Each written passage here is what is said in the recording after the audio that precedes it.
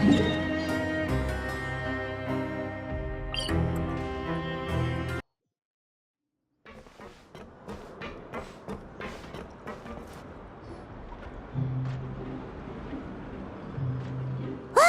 There are some people talking over there! Let's listen in on the conversation.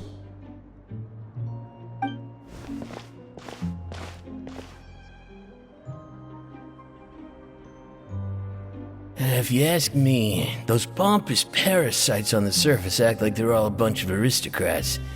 Do any of them give half a hoot about a bunch of dogs like us? Hey, speak for yourself, mate. I'm no dog. Oh, you think you're special or something? If you're here, then you're just a convict like the rest of us. I've heard that even if you're released after serving your sentence, going back to life on the surface ain't any better. Once a criminal, always a criminal. We're marked for life. I don't buy that. Hey, how cool would it be if the whole world was destroyed by a giant flood and everyone had to start over from nothing? What kind of filthy bilgewater are you spewing? I have family up there. You best shut your sewer hole with talk like that. Listen, things ain't so great on the surface, but who says that you have to leave? I've heard that you can still stay here and work even after you've served your sentence. Not bad if you ask me. Who wants to live in the ruddy overworld anyway? And what makes you think they'd want to hire someone like you? That's one of the great mysteries of the universe, how someone as useless as you is so confident.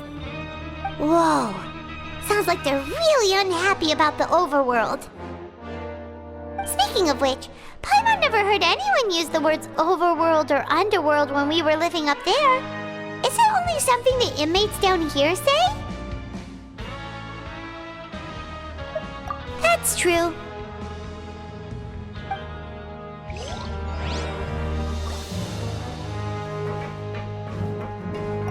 Anyway, I've already decided to stay here. Wish I could say the same.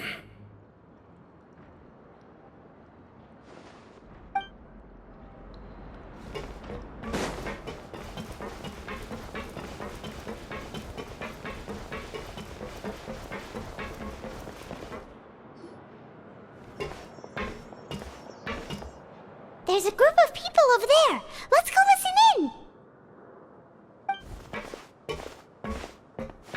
So I said, that's not a faucet. Hey, who are you two? Why'd you come over all of a sudden?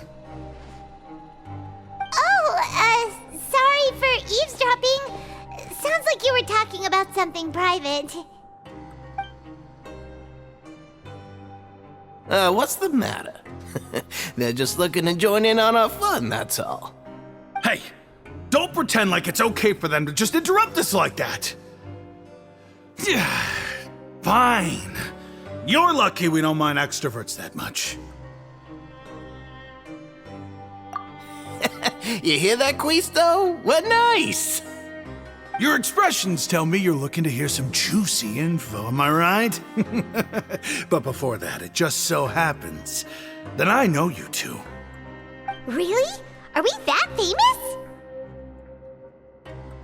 You're kidding. How often does anyone get a personal tour led by His Grace himself? Practically everyone was talking about it. Word has it that you also caused quite the kerfuffle. A little mistake, huh? I like the way you put it. You see, people with a good attitude can join our group anytime, unlike some of the others here. Your group? I'm Cuistot, and this is Laverune. People usually call us the Bombshell Bros, but don't worry, we're not playing with bombs or anything. It's just that our information is always so explosive, and we blow minds on the regular. So, you two really like to gossip? Whew, you sure know how to embellish. No, you don't get it. Knowing intelligence will make things better for you here. For example, knowing who's working with whom, who has the latest rumors, who's not getting along. Wouldn't you like to know all that? Whoa, all this info's worth something, you know? You should prove you're worthy of it. I don't mind him. Cuistot's always this way. just play nice and say something to massage his ego. The welfare meals. Talk about the welfare meals. Right. That meal we had yesterday was super delicious. Paimon can still taste it whenever she closes her eyes. Is that so? To tell you the truth, I've been helping out with making those welfare meals. I've been working as a kitchen assistant for about a month and a half now. Oh, so you're the one who made those delicious steaks.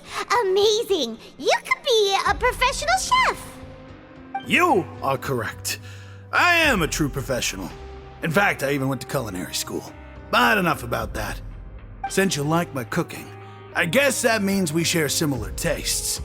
Listen carefully. This little bombshell will help you learn what's really going on here in the fortress.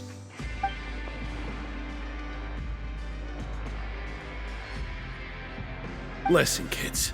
The power structure within the fortress is quite complicated. The overworlders couldn't care less about us down here. We're basically dogs to them. You've already met the one person here he should never cross, the Duke, Risley. He knows more than you think. And if he doesn't care about something, then he often doesn't bother dealing with it. Those who have the Duke's attention get all kinds of special perks, even better treatment in the infirmary. I know who you mean. It's that Jurier character, right? I don't think there's anything useful about him at all. Why does he visit the infirmary practically every day? Is it normal for anyone to be going in and out of there so often? If you ask me, he's just faking it to get out of work. But did you know that Jurier was a talented researcher from the Fontaine Research Institute before he came here? There's no denying that. I don't care if he was a researcher that could turn dirt into Mora. Once you're in the fortress of Maripede, you're just another inmate like everybody else.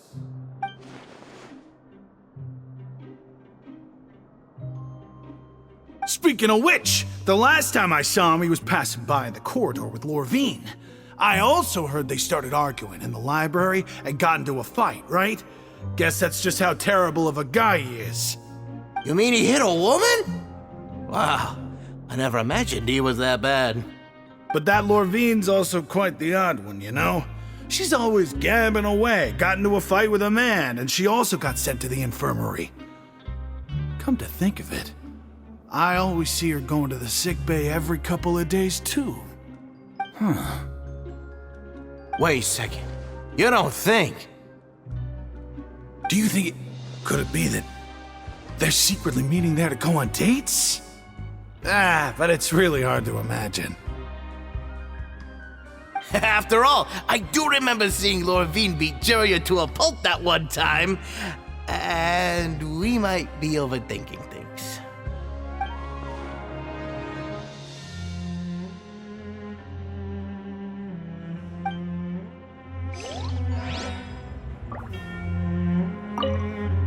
Is it really all right for us to talk about people behind their backs like this?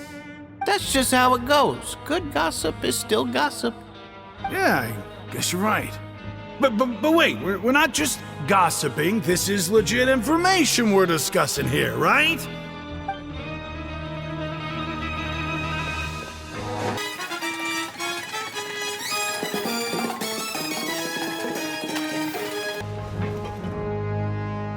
Hey, you over there? Yeah, you. Say, do you like playing card games? You know, like Genius Invocation TCG? You TCG players are like mint in the wild, literally sprouting up everywhere. Hey, come on now. What's wrong with finding fellow Invocation aficionados? Anyway, care to join me for a game? All right. No pressure. But why would you be looking for people to play Genius Invocation in a place like this? Don't people usually come here to fight? Whether you're throwing down cards or throwing punches, it's all a competition, isn't it? It's all the same in my eyes. There are lots of card players here in the fortress. When I saw you, I immediately thought, hey, even outsiders from other nations play cards. So I came over to say hi. Sure. Great! Since you've been here longer than us, you need to flex your seniority a little bit, right? Maybe you could start by telling us newcomers some stories about this place. I thought you would have already heard everything by now. All right then, did you have anything specific in mind? Or do you want me to just pick a topic? Why don't you pick? We'll let you know if we've heard it already. All right. Have you heard any strange rumors since you've arrived? Ben, did you know that there are some people who are always gossiping over in the corner? Yeah, so you've already met those two. They're quite a pair. They always keep an eye out for the latest happenings and gossip about everything. I've never seen anyone with more time on their hands. I heard that they used to be a chef and a bartender before they were sent down here. You know how bartenders are, always chatting with customers. And chefs love to pass the time just hanging out when they're not cooking. Good to know. Do you have anything else to tell us? Let me think. Sounds like you want to hear something a little more tantalizing. Oh, did you know that the Duke was also a convict in the fortress of Meripede before? Huh? Wait, are you serious? That's right. The Duke was an inmate just like you and me. Seems he was exiled here for committing some crime. Who knows how he ended up rising up to become the warden, though. To go from an ordinary inmate to becoming the manager of the whole place? I'm not gonna lie, I kinda respect that. A forbidden zone? Sounds like something that someone just made up. I've never heard of that. Where did you hear about it? It's just a rumor we've been hearing, but no worries if you've never heard of it. Do you have anything else you can tell us? Anything else? Not that I can think of, but I'll be sure to tell you anything interesting I hear next time. You'll have to play a game of Genius Invocation with me first, though. Okay, we've talked to just about everyone, and it's about time for us to go meet Lyney. According to the card he left us, we should go meet him in the production zone. See you later. Hey, let's play a game if you ever have time.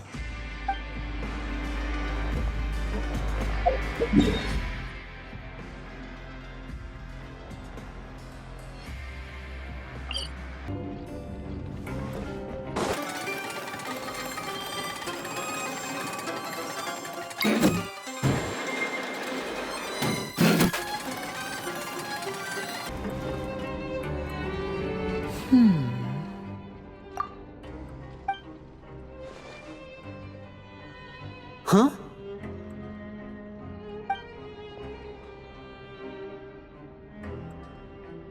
That look in your eyes. You found something? Hey, this is no time to be modest. Just tell him we found a boatload of information. Oh, as expected of the legendary duo, you have my full and undivided attention. Huh.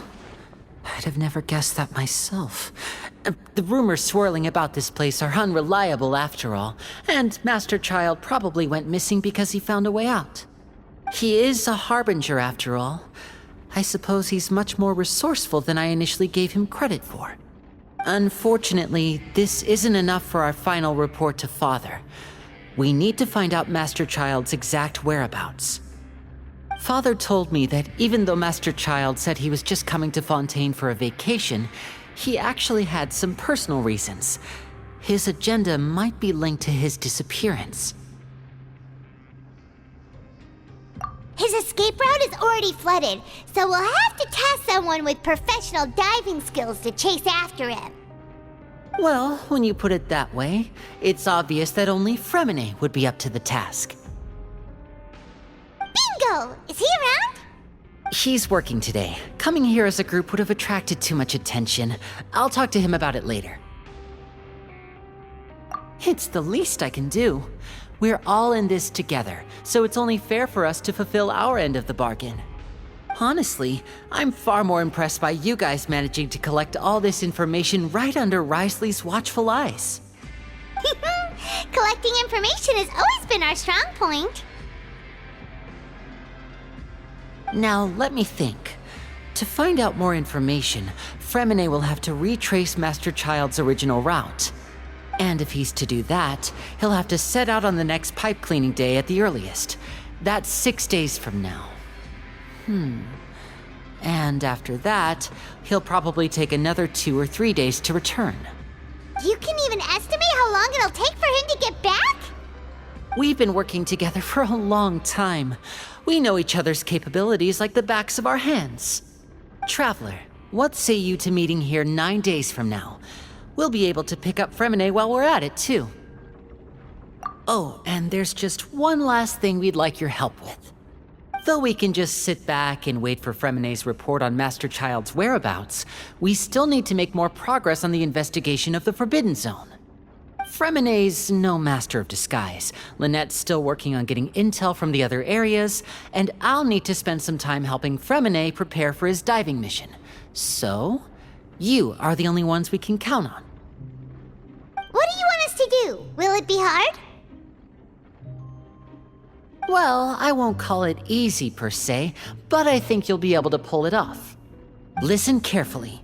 You'll need to find an excuse to get into the infirmary and investigate the room and environs. You've mentioned several sketchy-looking people always meeting at the infirmary earlier, so it probably has something to do with the secret we're hoping to uncover. You've already met the head nurse, so she'll be less suspicious of you. Investigate the internal structure of the infirmary and any active dealings within, and pass those on to me alongside anything else you're able to discover. But also, there's no need to take risks. Don't forget, safety always comes first. My apologies, I just started rambling out of habit. It was almost as if I was talking to my younger brother. But that's not a bad thing, right? All right, then we'll head out as soon as we finish our prep. Let's go our separate ways for now then. Don't forget, we meet here again in 9 days. Stay safe.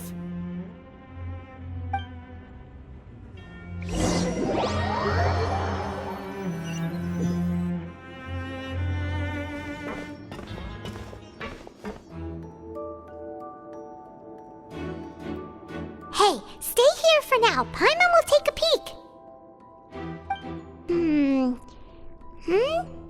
There seem to be several people inside.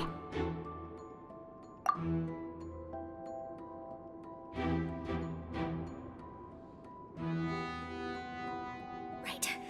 I feel like this. It's not impossible. Oh.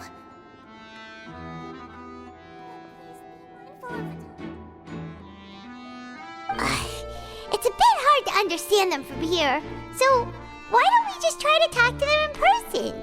Let's go as soon as you're ready.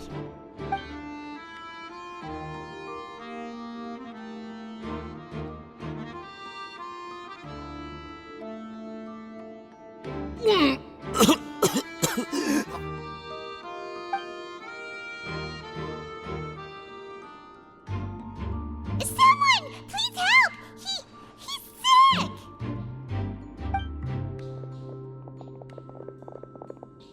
Whoa, are you okay? Oh my! What's wrong, little one? There's no need to panic. Take a deep breath before you begin. The traveler started complaining of a stomachache, and then nausea, and then collapsed onto the ground. Paimon doesn't know what to do.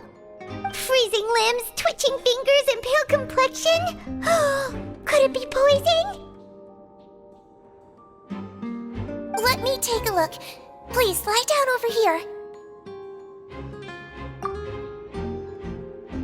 Don't worry, I'll get you to the bed safely. Here, hold on to my shoulder and walk slowly.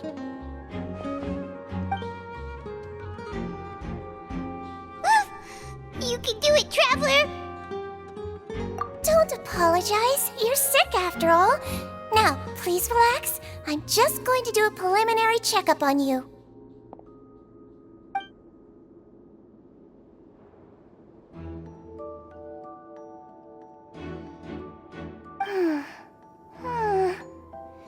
I see now. My checkup has confirmed that he's not in any mortal danger. That's our worst fear out of the way. Oh, that's good. But I'll continue my diagnosis of the patient now. Please, relax and take a deep breath.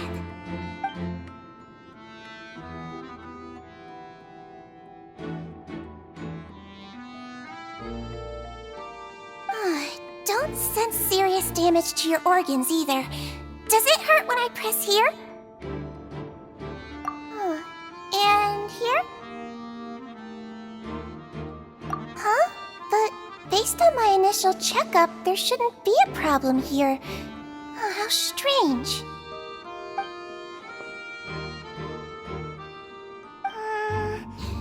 What about here? Does this hurt? Oh, I understand. So that's what it is. I think you just ate something that disagreed with you. That's all. Nothing too serious. Outside of a pretty bad stomachache when it decides to act up. so that's what it is. Thank goodness it's not anything more serious. And there have been other inmates complaining about the food recently.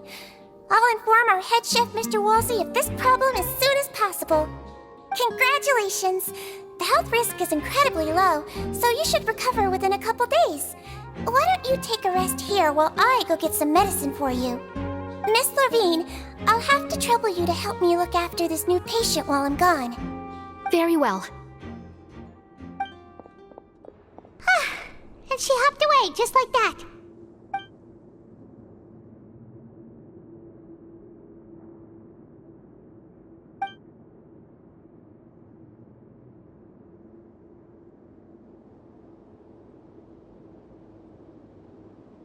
Hello. So how are you feeling now?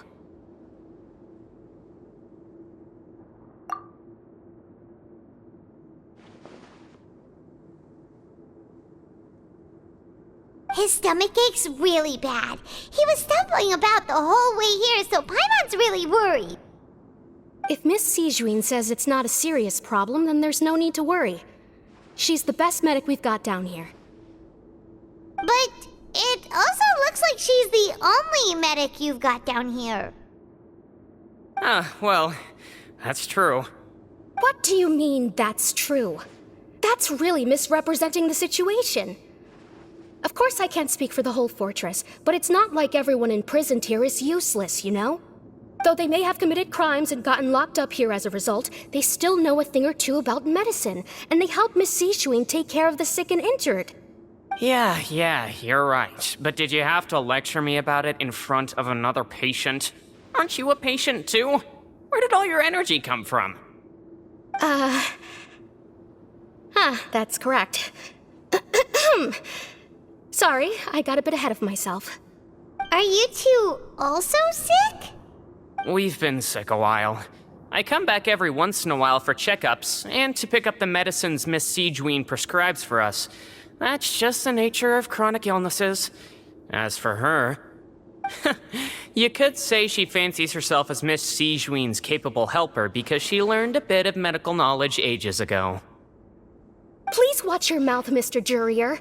Don't forget that you are the primary reason I have frequent heart palpitations. Hey, don't start arguing now! Please, keep it civil at least.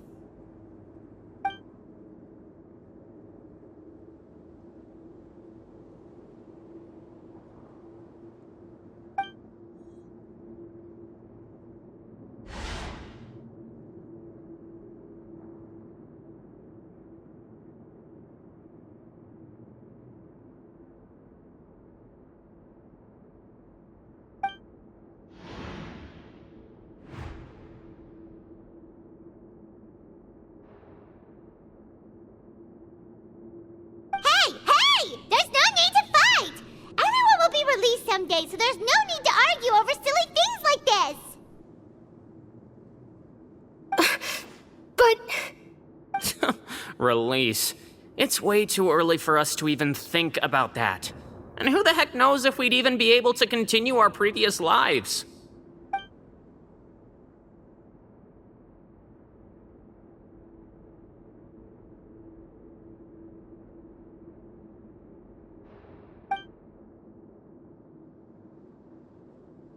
please allow me to end this boring and useless conversation. Oh, and Mr. Jurier, I don't want to see your face here again anytime soon. And same to you, Miss Laverune. Anyway, that was more than enough rest for me, so I'm going to get out of this excessively noisy place. See you later, everyone. He just slowly walked off like that? That's just what he's like. I'm sorry you had to see all of that. I'm Laverune, and that's... Well, his name is Jurier, but I hope you'll never have cause to remember his name. You really can't stand him, huh? I mean, can you blame me? Who would like someone who's as arrogant and obsessed with weird research topics as he is? But there's no need to keep dwelling on him. I'll accompany you two for a while. Miss Seashween should be back soon, and I'm sure you'll feel better as soon as you've had some of her medicine. No, it's nothing. I'm back! Did you rest like you promised? Thank you for getting our medicine, Miss Seashween. Did you all cooperate with your bed rest? I trust that nobody got up to walk around. Good. Here, this should be 2 days' worth of medicine for you. Take 1 pill now, and then continue your bed rest.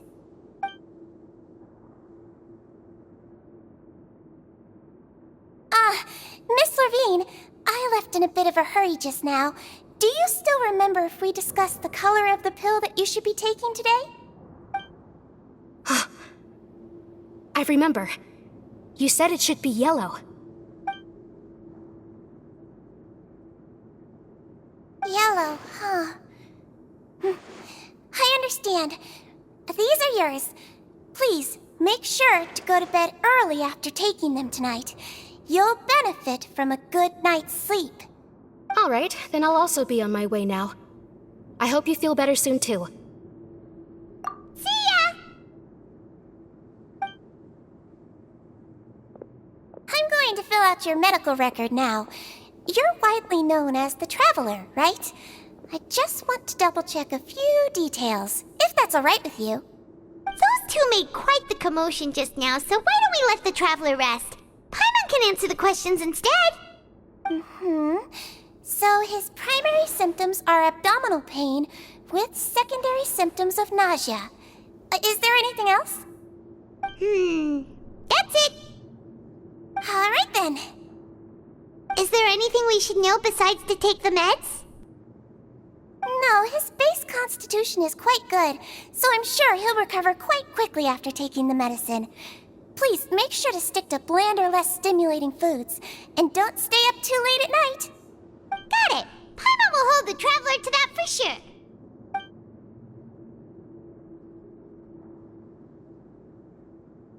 Oh, you're going to take a nap already? Okay then, you get some rest.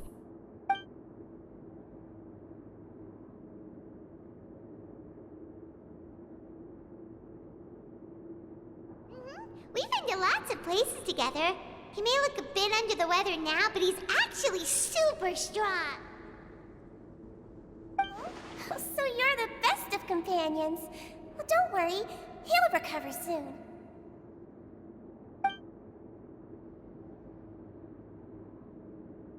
You're awake. How do you feel?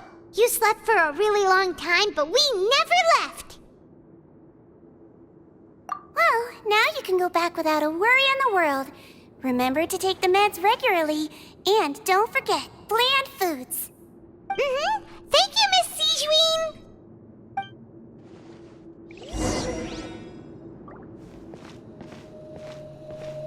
Seems like a lot of people have been coming down with an upset stomach lately. I'll need to address that.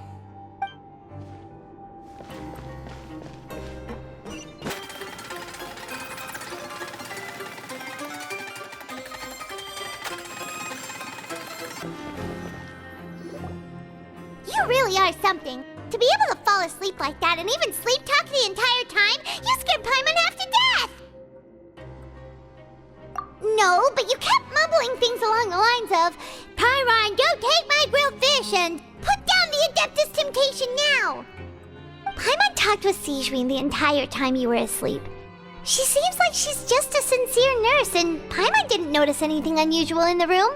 Are you sure we're not going off track with the infirmary?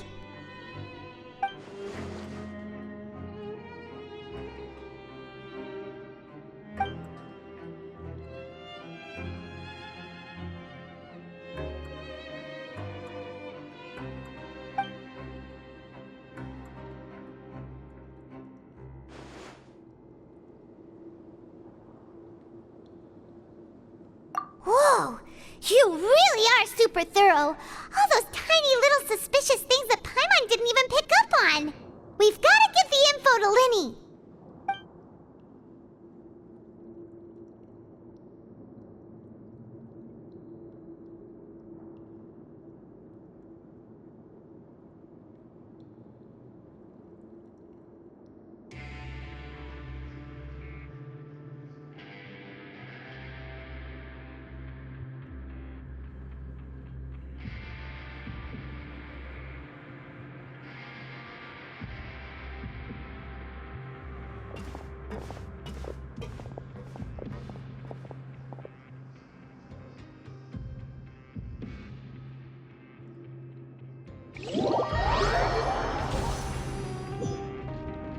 Today's the day! Let's go meet up with Lyney!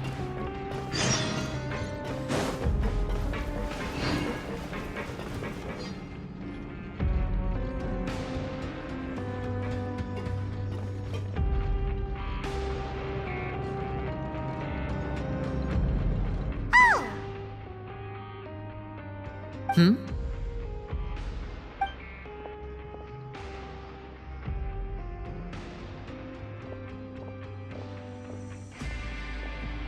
Did you two run into any trouble over the past few days? No, we just worked our shifts according to the schedule.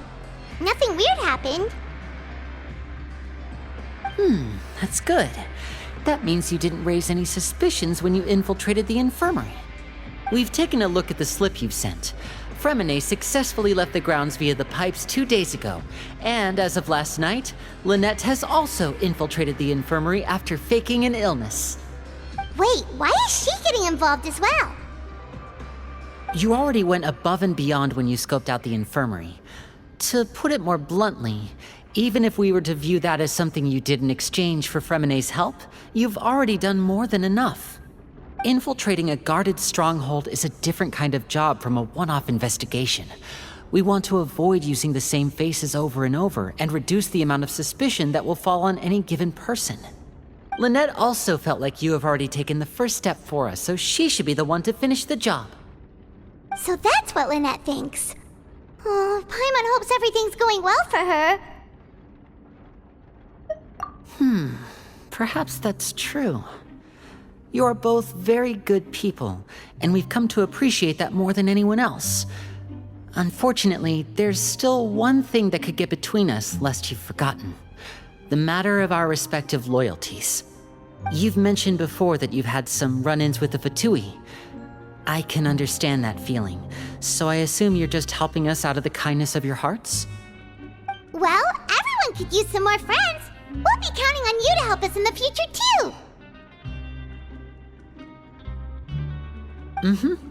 Since I see you as friends, then it's even more important for us to protect you from any peril. Freminet and Lynette feel the same way. Glad to hear it. Then, let's go check on Lynette before Freminet returns. If everything went well, then she should be wrapping up her investigation right about now. Is now really a good time to go over? According to my observations, Sigewinne always spends around half an hour away from the infirmary right before lunch. Lynette knows this as well, so this should be a good time to meet up with her. Also, I'm her brother, remember? It's only natural for an older brother to care about his younger sister's well-being. Okay, then let's head over right away!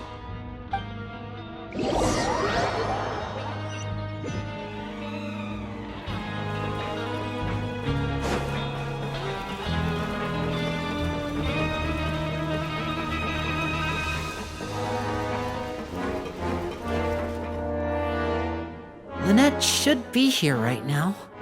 Huh. Strange. Lynette? As expected, Sigewin isn't here, but why isn't Lynette here? No, Lynette rarely deviates from the plan. We agreed that if she were to make changes on the fly, she'd find a way to let me know. Unless... Let's see if there are any clues around here. We can look while we wait for her. Who knows? Maybe she'll be back soon. Okay.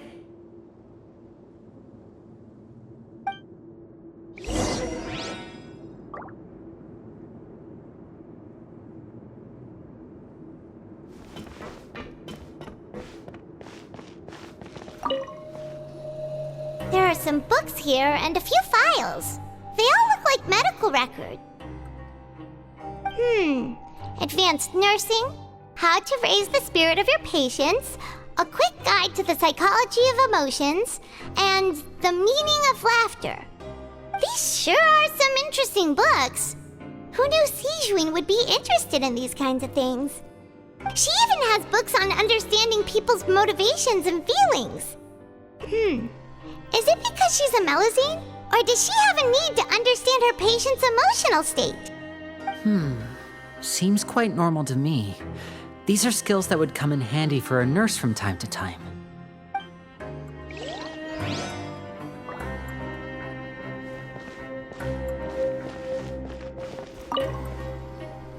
None of the beds have any signs of having been slept in, except that one over there. That's the one Lynette must have used, right? You said she was pretending to be sick. She would have said her migraine was having a particularly bad flare-up. Generally speaking, the head nurse would then ask her to lie down and rest while she left to retrieve the medication. Which means either the head nurse didn't return the entire time from when Lynette laid down up until she left the bed, or the nurse intentionally left it this way.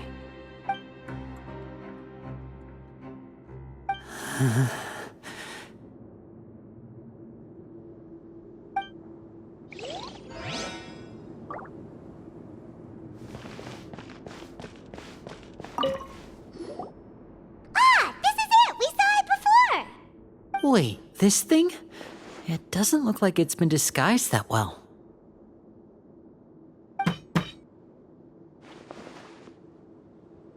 The space behind it is empty.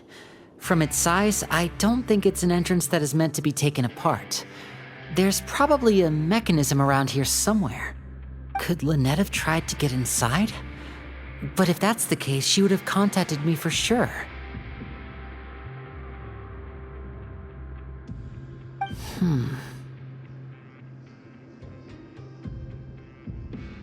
Let's look around here for some more clues. Don't panic, just take another look.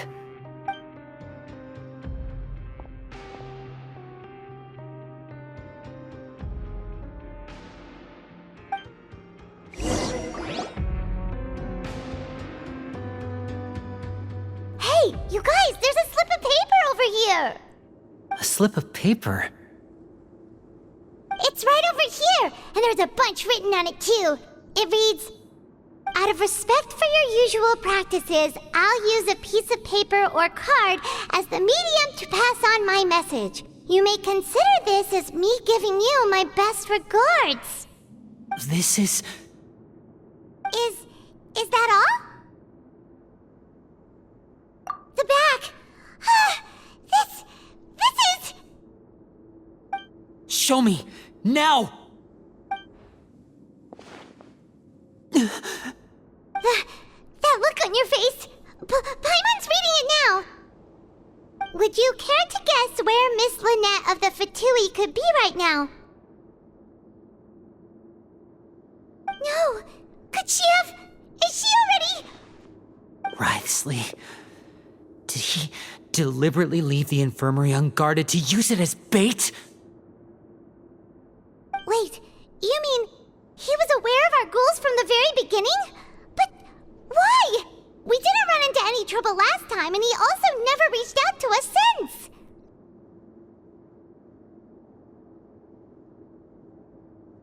Yes, that is a crucial question.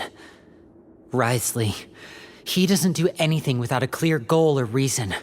So this means he had no concerns about your activities from the very beginning.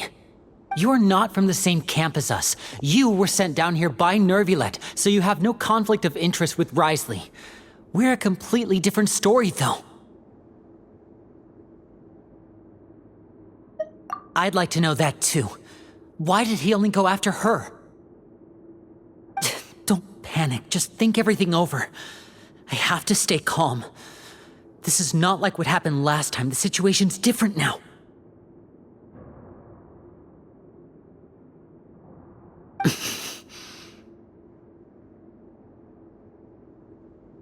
Wait, you're right. Wait, but that means... The fact that Freminet was able to leave the grounds, could Wriothesley have let him go as well? But what does he gain by letting Freminet leave like that?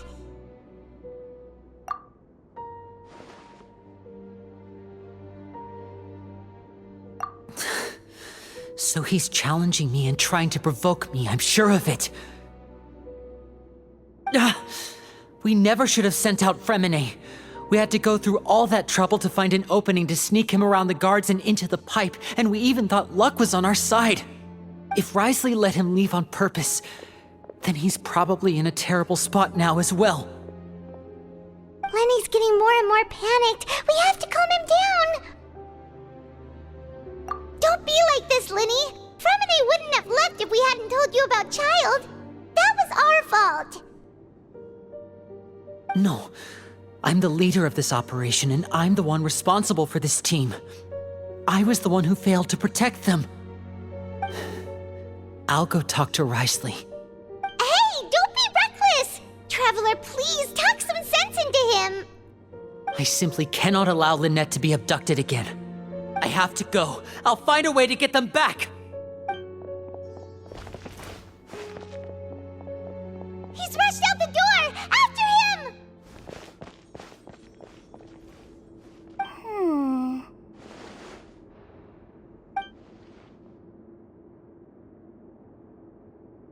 Right. I feel like we still have some room to make changes on these details. It's not impossible, but it'll require extensive testing. Is that so? Very well. Then please be mindful of the time. Huh? Is someone? Pack everything up. Whoever's outside is eavesdropping. They'll probably come in once we stop talking. Someone! Please help! He's sick!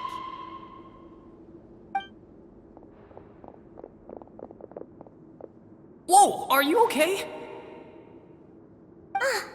These two. As expected, they've already found this place. Oh, they are quite sharp. What a delightful turn of events. I like smart people, but I also like playing dumb. I like the feeling of being trusted. Oh my! What's wrong, little one? There's no need to panic. Take a deep breath before you begin. Being able to read human expressions is quite the useful skill. Lyney, wait! It's no use. We have to catch up to him.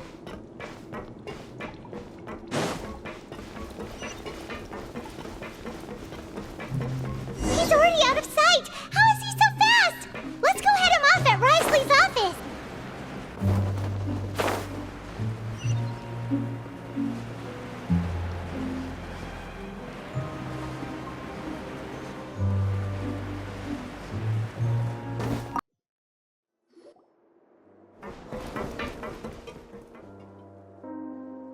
Come out and face me, Wriothesley! Aren't we at an administrative office space? Why don't you at least try to follow even a couple rules from the fortress's indoor management regulations? What did you do to my sister? I ran into the young miss at the infirmary. I'd heard that she was suffering from quite the migraine, so I decided to invite her over for a cup of tea. I do have some teas in my collection that can work wonders against such an illness. Stop joking around! Where did you take my siblings? I have also heard that your performances are quite the spectacle. Miss Lynette would sometimes enter a box filled with water, only to emerge the next second from another place altogether. Maybe she'll appear behind you right now if you were to turn your head. Is he trying to trick me into turning my head? No, he's probably not looking to attack me right now. All of the hostages are in his hands, and he's even in the mood for small talk. That means Lynette is probably still alive. You knew we were investigating the infirmary from the start, so you deliberately aroused the Traveler's suspicions and baited us into continuing our investigation, just so that you'd be able to kidnap Lynette. As for Freminet, no, you probably didn't even interfere with Childe's escape. You let him go, so you could purge the Fatui members that we had planted into your ranks. There was no need to do so. The fortress of Meripede is a pretty pleasant place. Most people enjoy their lives here. The only ones who act differently are those with personal agendas. It was quite easy to identify your colleagues. You removed our original members and spread the news of Childe's escape so Father would assign our team to come down and investigate. Freminet has also fallen into your hands, right? If you're oh so omnipotent and so in control, why would you need hostages? One correction. Lynette is in my hands right now, but Freminet is not. He's not? What do you really want? Lyney! Oh, wonderful. Everyone is here, so I'll only need to say this once. Thank you so much for cooperating with me. Eager and to the point, I see. Alas, only Miss Lynette is currently having a cup of the fortress's finest tea.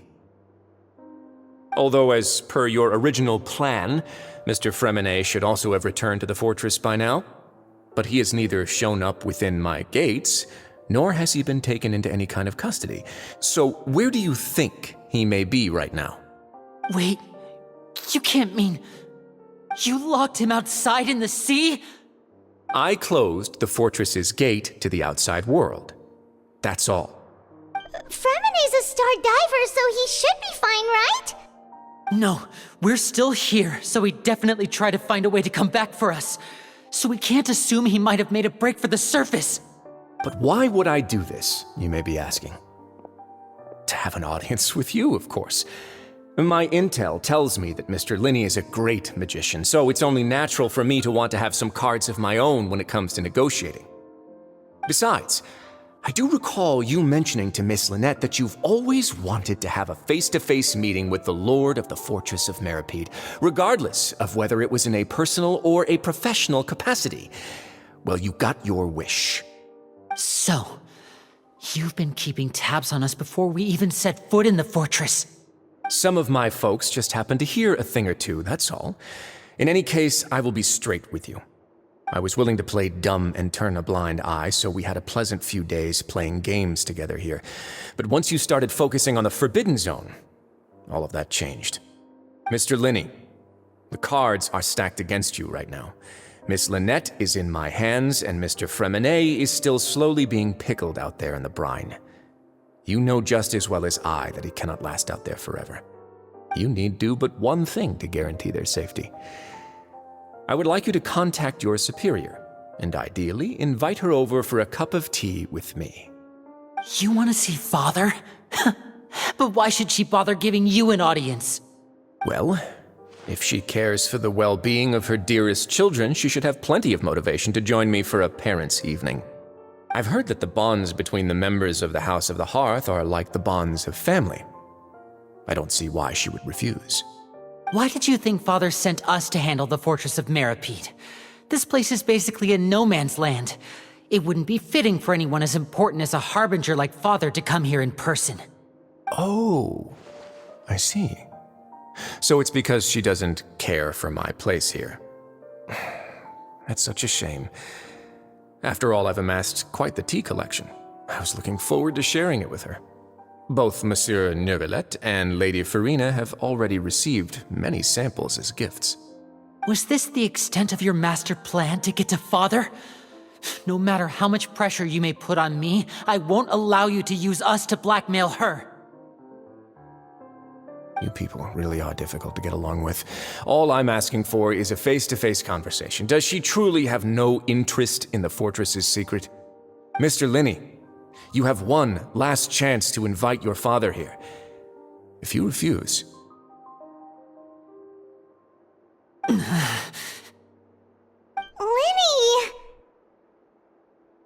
Instead of asking why I'm doing this, why don't you try to see things from my perspective for a second? From the very beginning, the Fatui has been actively infiltrating my fortress. I gave you a warning by cutting off the first few operatives I found, but that only caused you to double down. Had you given up on the fortress then and there, I'd have no reason to want to talk. Mr. Freminet left the fortress on his own, and Miss Lynette tried to pry out my secrets right in front of me. No matter how you look at it, the responsibility for this falls on you. I shouldn't ask Father to do anything because of us. 6, 5... Wait, 2, 1. Time's up. It really is a shame, Mr. Lyney. Risley!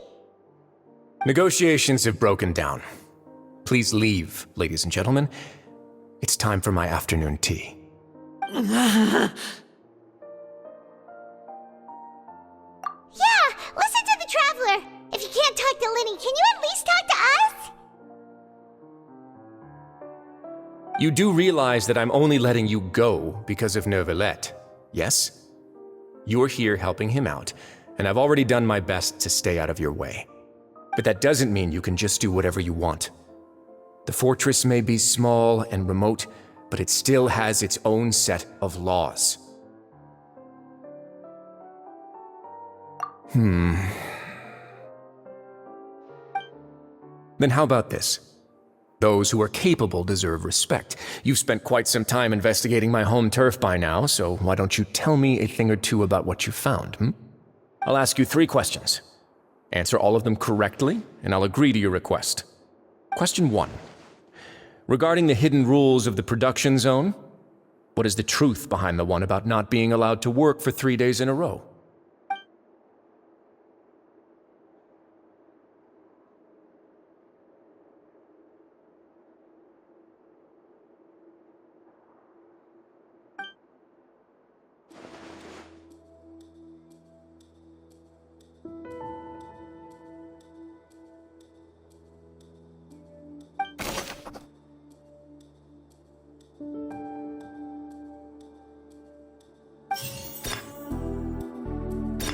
The Fonta promoter has been struggling because he doesn't recognize the real value of coupons. Meanwhile, the Duke believes that only idiots who don't understand the value of coupons will spend them on Fonta. Fonta's internal report suggests that they're starting a new trial of an unnamed and unpackaged product.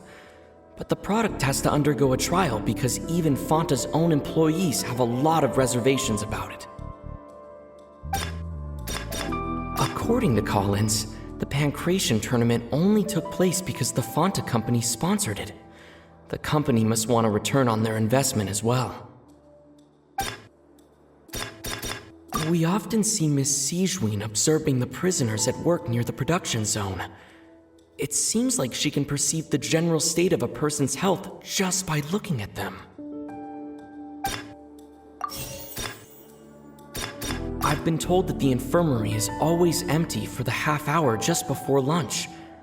But what could Sigewinne be doing during that time?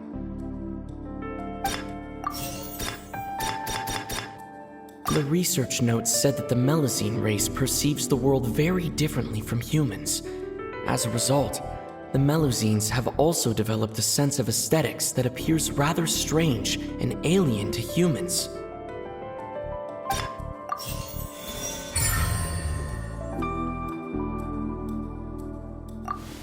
So that's what's going on. Paimon understands it now. Who would have guessed? hidden rule of the production zone.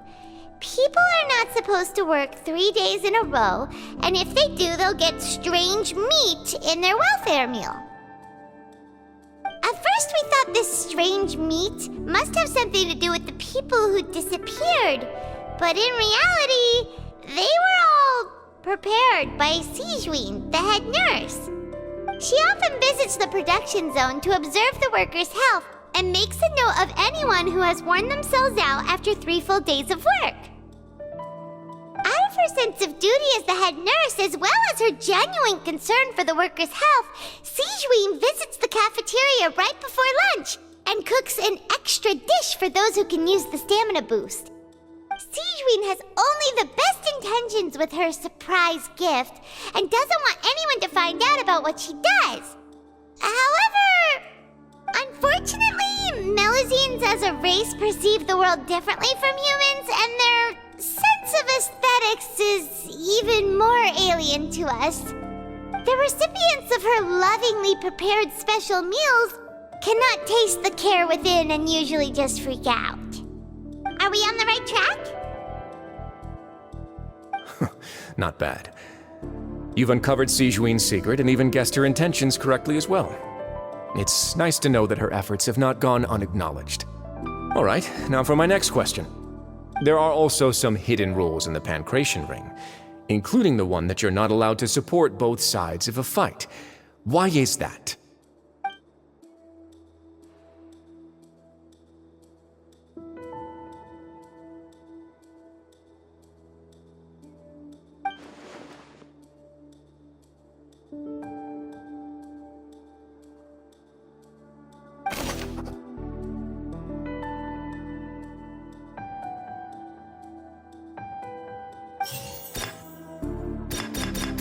According to Collins, the Pancration tournament only took place because the Fonta company sponsored it. The company must want a return on their investment as well. Fonta's internal report suggests that they're starting a new trial of an unnamed and unpackaged product. But the product has to undergo a trial because even Fonta's own employees have a lot of reservations about it. The Fonta promoter has been struggling because he doesn't recognize the real value of coupons. Meanwhile, the Duke believes that only idiots who don't understand the value of coupons will spend them on Fonta.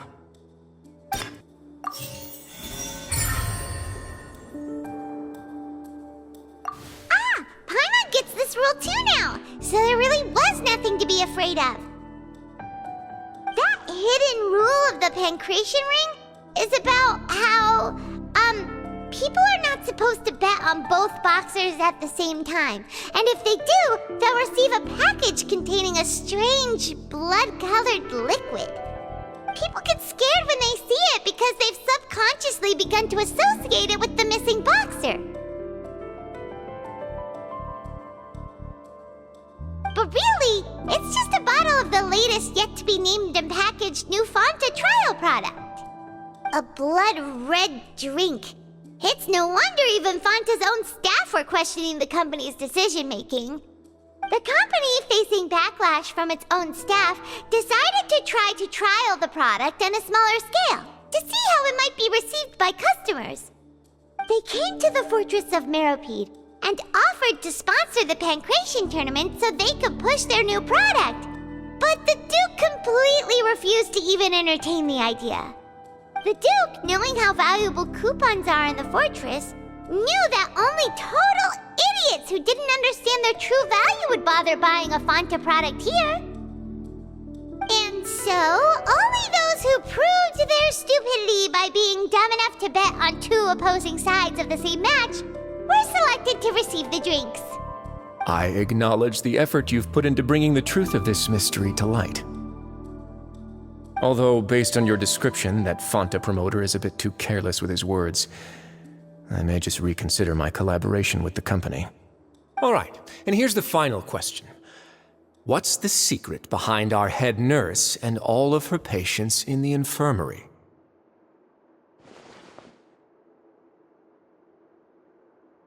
Stop your cruel and pointless games, Risley!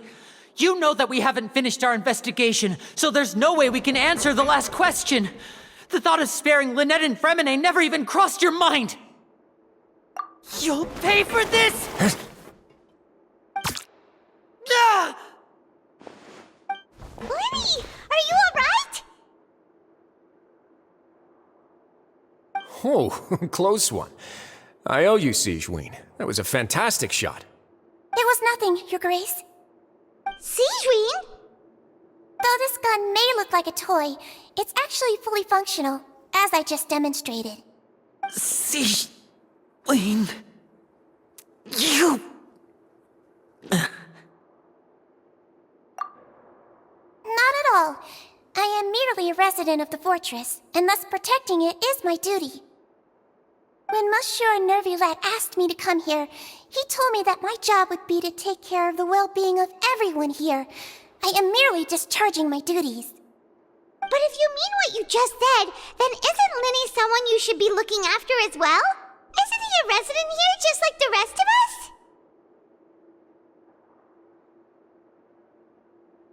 But I really am just doing what Monsieur Nervillette told me to do. Everything I did, I've done to protect them. Had I not, they would be in far more dire straits right now. His Grace knows it too, right? Your Grace? Mind proving my innocence to them? My dear Sigeween, whatever shall I do with you? Would it have killed you to just wait another minute or two? Well, it's nearly time after all. The way you do things can be truly frustrating sometimes, Your Grace. I figured I should try to talk some sense into you.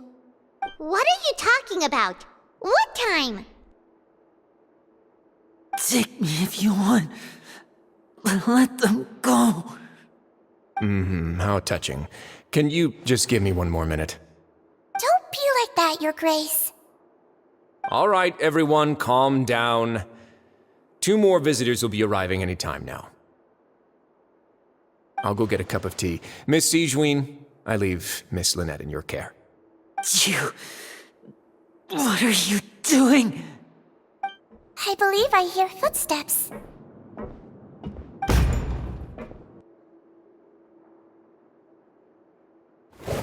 Some space, please. Ah, Miss Clarande. My door. Freminet. Freminet! What's going on? What is Clarande doing here? Work. I'm sorry about shooting you, Mr. Lyney. The tranquilizing effect will begin to wear off soon. Please take it easy in the meantime, though. What happened to Freminet? Wasn't he diving just outside of the fortress? Why is he looking like this?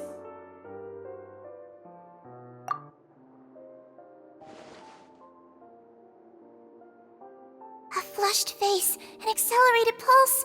He must have consumed primordial seawater. What did you say? Please, make some space. I'll need to give Mr. Freminet a more thorough checkup. Your Grace, I'll leave the rest to you. I'll talk to Clarande while you get Freminet to where he needs to be. Everything else can wait.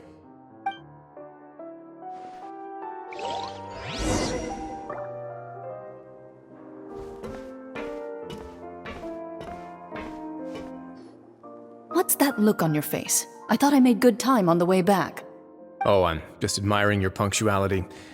Had you arrived just a few minutes later, Sigeween may have been forced to shoot Mr. Lyney again. How's the situation out there? The water has changed. It's pretty much as expected. The concentration of primordial seawater has increased significantly. I was only out there a short time, so it wasn't too bad. But if one were to stay for any significant amount of time...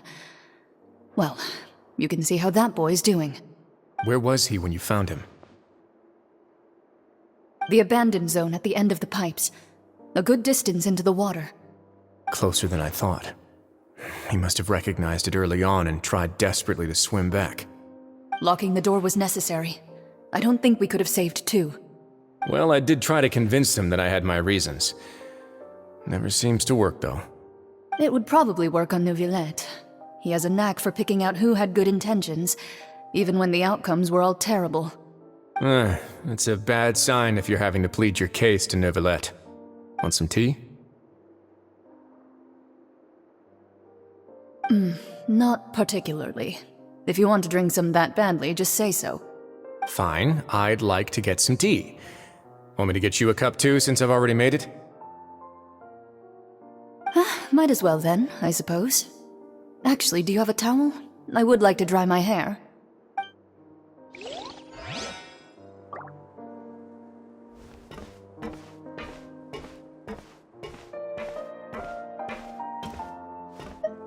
Could I tempt you with some sugar for your tea? No need.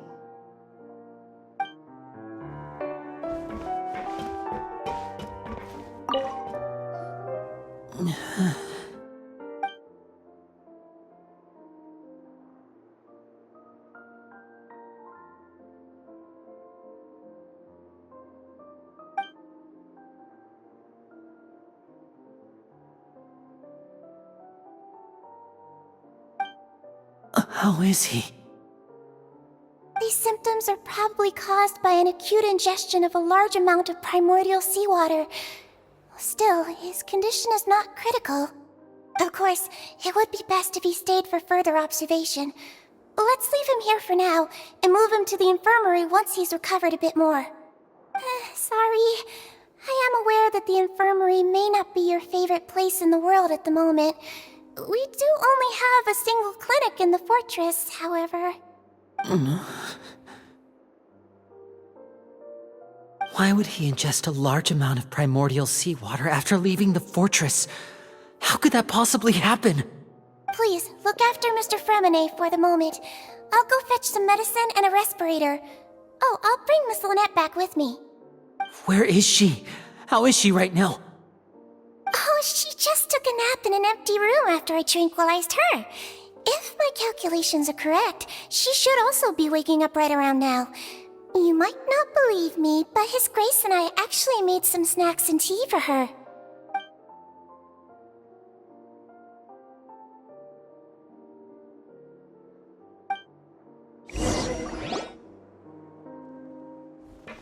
Lyney, are you okay?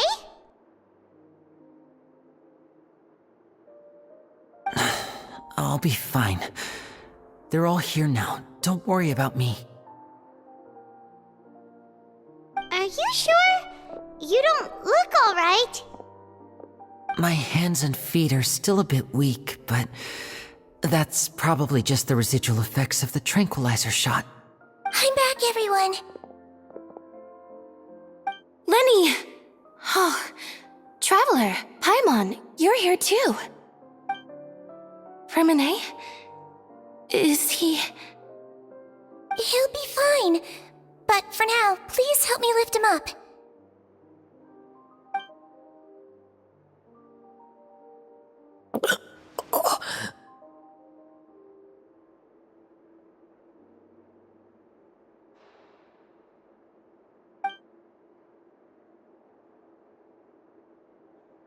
His breathing's beginning to slow down. Give me a hand and help me get him to the infirmary. Yeah, I'll take him from this side. Lynette, together? On it. Traveler, you seem pretty worried about him. Want to come with us?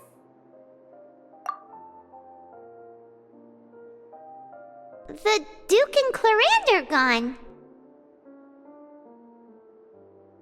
They probably went to get some tea.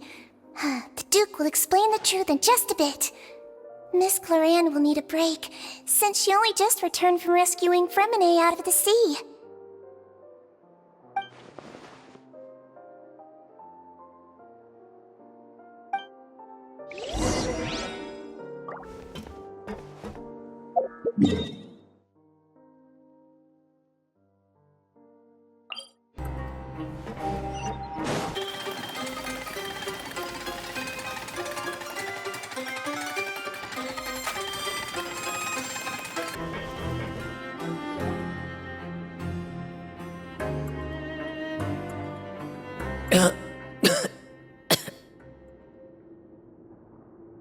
He He's awake! Freminet, how do you feel? Lyney. Lynette. We're all here. Where am I? The infirmary, at the Fortress of Meripede, Mr. Freminet, and you are no longer in any danger. How do you feel? Don't push yourself if you're not feeling up to it. Traveler. Paimon. It's been so long. The sea. There's something wrong with the seawater. Shh, it's okay. We can talk about it after you've recovered. No, listen to me. This is really serious. There's primordial seawater mixed into the regular seawater. I don't know why it's there, but no one should touch it. Pipes. Right, the pipes. It's all coming back to me now.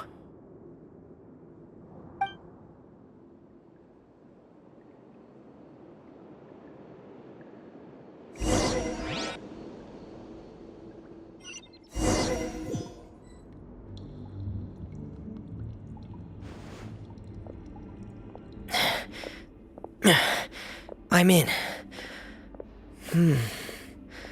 Seems like this pipe hasn't been used in a long time. It looks abandoned.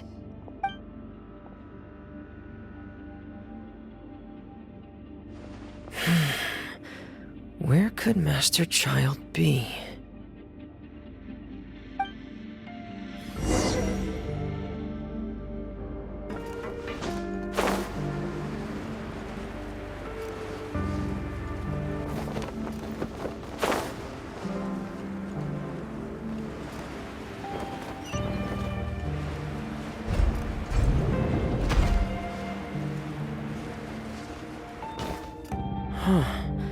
This mechanism looks like it's been tampered with. Could he have done it?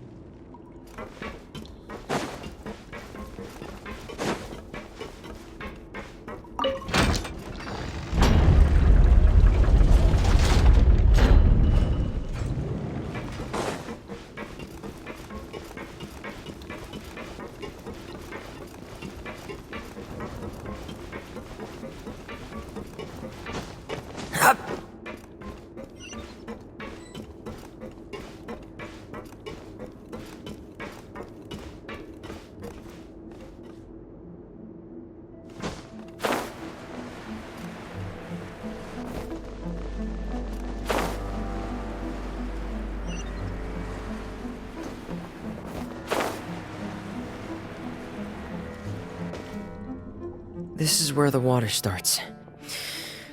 Okay. Master Childe probably dived into the water. I'll go take a look as well.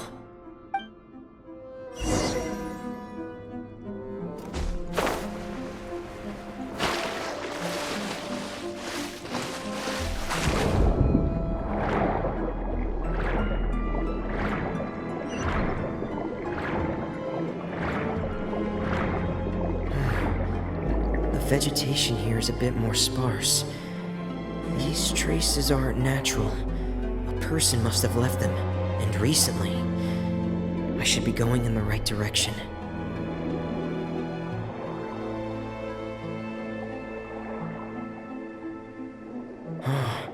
There are traces here too. I need to keep going. The traces are gone. But I don't see where he could have gone from here. Wait. What the?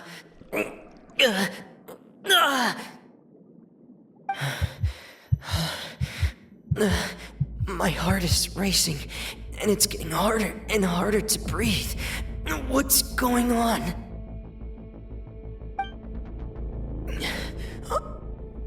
No good.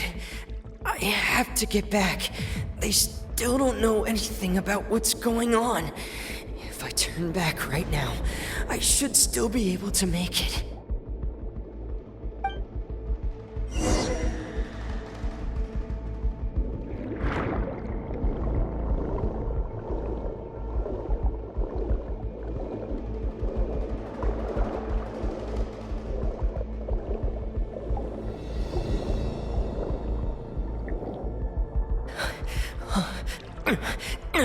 I can't die here.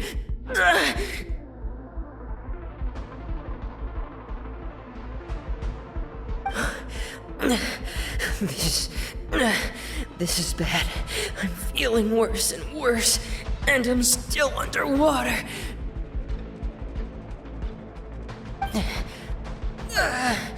I have to push on.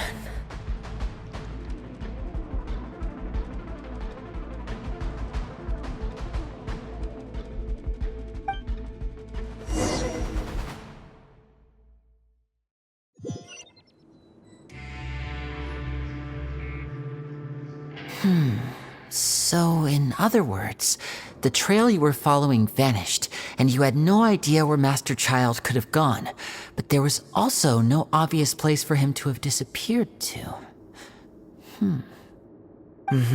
That's right. I tried my best to swim back, but I had already put some distance between myself and the fortress, and I just couldn't find the strength to keep going. I probably passed out some time after that. And you know the rest. Miss Clarande brought you back, but we also don't know why she just suddenly appeared at the fortress, or why she went out to save you. Miss Clarande, you say? I must go thank her in person. You're still too weak, Freminet. You can go after you've had some more rest. Miss Lynette is right. I believe Miss Clarande will stay here as a guest for another few days, so there's no need to hurry. Guest? Then I can assume Risley was the one who invited her to come down here? You should ask His Grace about that. He'll be able to explain better than me. Yeah, it's about time he actually told us what's going on. Wanna come with us, Lyney? No, please go on without me. I don't want to leave just yet. Lyney. The logical part of my brain is aware that we're safe right now, but I still can't bring myself to leave. Both of you are just in danger.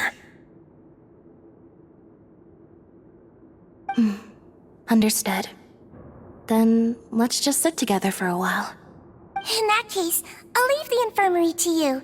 The Traveler and I are going to head out for now. As long as you stay in here, I don't think you'll be disturbed. Thank you.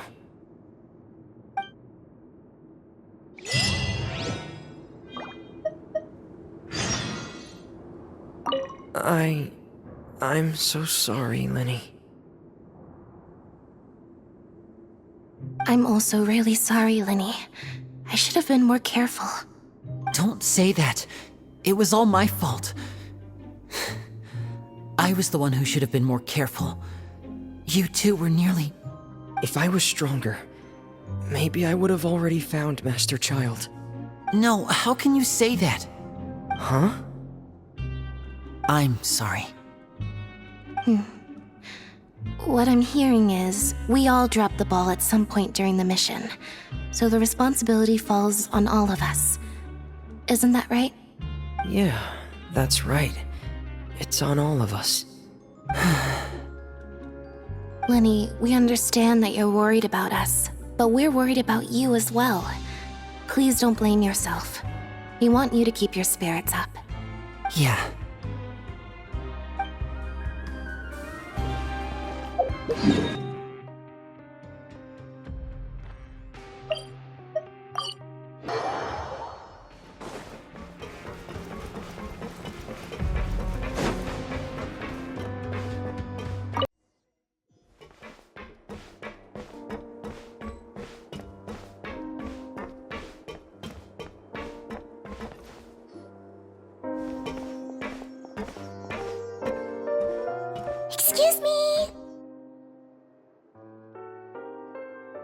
I take it Mr. Freminet's condition has stabilized? Of course! I wouldn't have left the infirmary otherwise. I've been expecting those two, but might I inquire as to the purpose of your visit, Miss Siegeween? I wanted to check up on Miss Cloran. How are you feeling? Mostly fine, I think. If you don't mind, I'd like to perform another quick physical exam. It'll just take a few minutes. All right. Thank you for looking out for me. I'll take my leave for now, then. Well, want to explain yourself, Risley? Of course, but I'm not partial to the word choice of explain. How about enlighten? Where should I begin? How about you start by asking me any questions you have? You can start with whichever one you'd like to get answered the most. Then Paimon will begin. Did you know about Lyney's goals from the very beginning?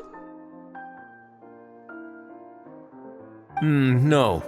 I just knew they were Fatui operatives sent to the fortress by the Knave. As for their specific goals, I only figured those out as you made progress on your investigation. You managed to monitor and stay ahead of them even though you didn't know what they were trying to do? They came here with ulterior motives. I'm quite adept at discerning what that kind of behavior signals. Initially, I thought their goal was just to investigate Childe's disappearance. Lyney suggested that I had deliberately let him escape, but in truth, I didn't really do anything special to help or hinder him while he was here. Everything he did, from finding helpers to leaving this place, he did on his own. Of course, it's inevitable that the Knave would make a big deal out of her fellow Harbinger's unexplained disappearance. I'm also quite curious about where that Harbinger went, so I figured I might as well let the Fatui do their own investigative work. All I care about is the answer. So you were hoping Lyney's group would just do your work for you! You make it sound like that's a bad thing. Unfortunately, things didn't go as planned. I assume that Freminet has told you already the ratio of primordial seawater around the fortress of Meripede is on the rise. The Forbidden Zone has always been Lyney's target, and you got roped into that investigation after running into him. I began to intervene out of concern for your safety, and also to prevent the fortress from becoming entangled in more irksome matters. Are the rumors true? That you're also a former criminal? Why would you put it like that? Isn't staying here all day and serving as the manager of the fortress a kind of sentence unto itself? Another form of prison? I just happen to have some support from the rest of the inmates, that's all. Oh, right! Paimon wanted to ask, who invited Cloran down here? Me, of course. I paid her good mora to come down to the fortress for some field work. As a champion duelist, Miss Cloran could be considered to be an independent party. I needed to find an exceptionally capable person to help me get through the impending crisis. And saving Freminet was part of that crisis? You can think of it like that, yes. Credit where credit is due, that boy is quite adept at diving. Had conditions not been as hostile as they were, he probably would have found the missing Harbinger already. That's not something you should be asking after. Neuvillette only asked you to investigate Childe's whereabouts. All I need to prove to you is that the Forbidden Zone had nothing to do with the Harbinger's disappearance. That should be clear now that you've spoken to Freminet. But we've already uncovered that there's something wrong with the infirmary, and we've answered a bunch of questions that you threw at us. Isn't it about time that you answer our last question in return? You make a compelling case. Do you really want to know the answer that badly? Yeah, Paimon really wants to know! Even if the truth may not be pleasant? Follow me.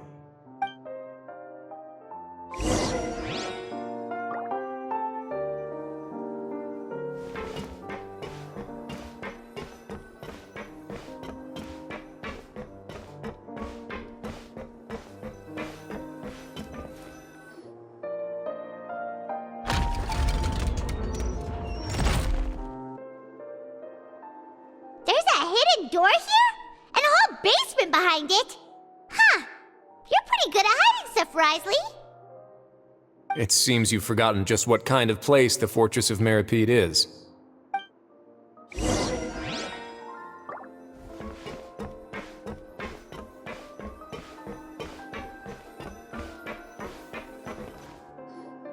Stand on the central plate. Wait, is there a secret mechanism or... Whoa!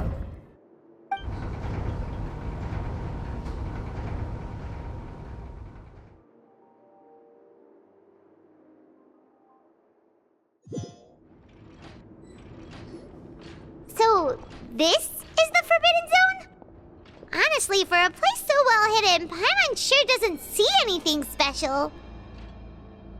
What a huge door! There are 3 such isolation gates in total. Generally speaking, I'm the only one who's allowed to go inside. Hence the name Forbidden Zone. Am I correct to assume you're going to run on back and tell your little Fatui friends everything? Well, Paimon wasn't thinking of keeping anything from them.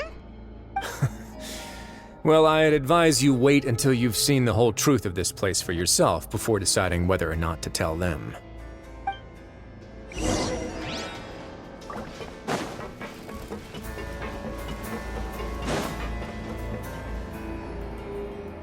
Huh.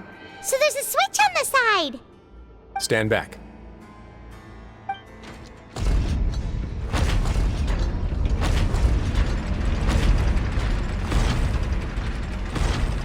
Whoa! They all just went up one by one! Go on, have a look.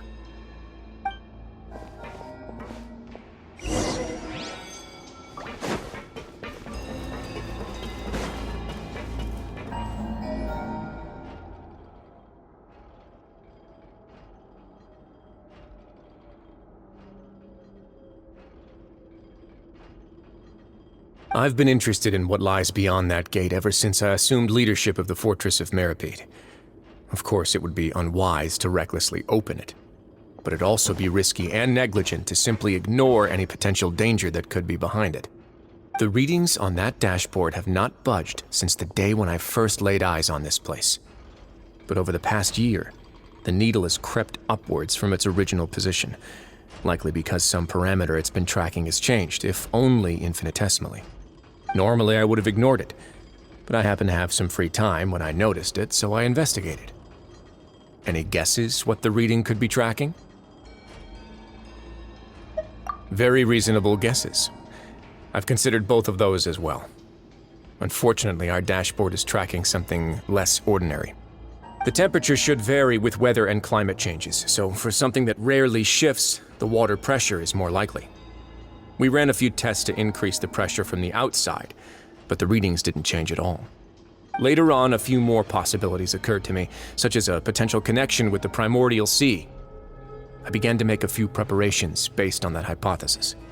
Over the past few days, the needle has moved again.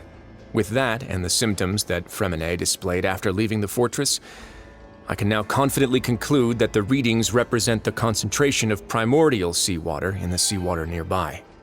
The concentration of primordial seawater? But we're already under the sea! And that is precisely the problem. We're at the bottom of the sea, and now we're surrounded by toxic seawater. Somehow, primordial seawater got mixed in, and the concentration is steadily rising. Yes, that's very likely. But forget about the two of us! Not even Novelette knows where the primordial sea could be, much less where we could find and plug a leak. Oh. Oh! Seems like you've figured it out. I believe the primordial sea lies directly beneath this sluice gate. For some reason, the primordial seawater levels have risen significantly, and it's now very close to us. The indicators are now red. Although the gate still stands, some primordial seawater has already leaked out and mixed into the sea around us. If this continues, soon it will no longer be able to hold back the primordial sea at all.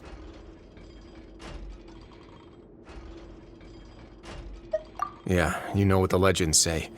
If this place falls, then everyone in Fontaine will be turned into puddles in the span of a night. But that's just too word.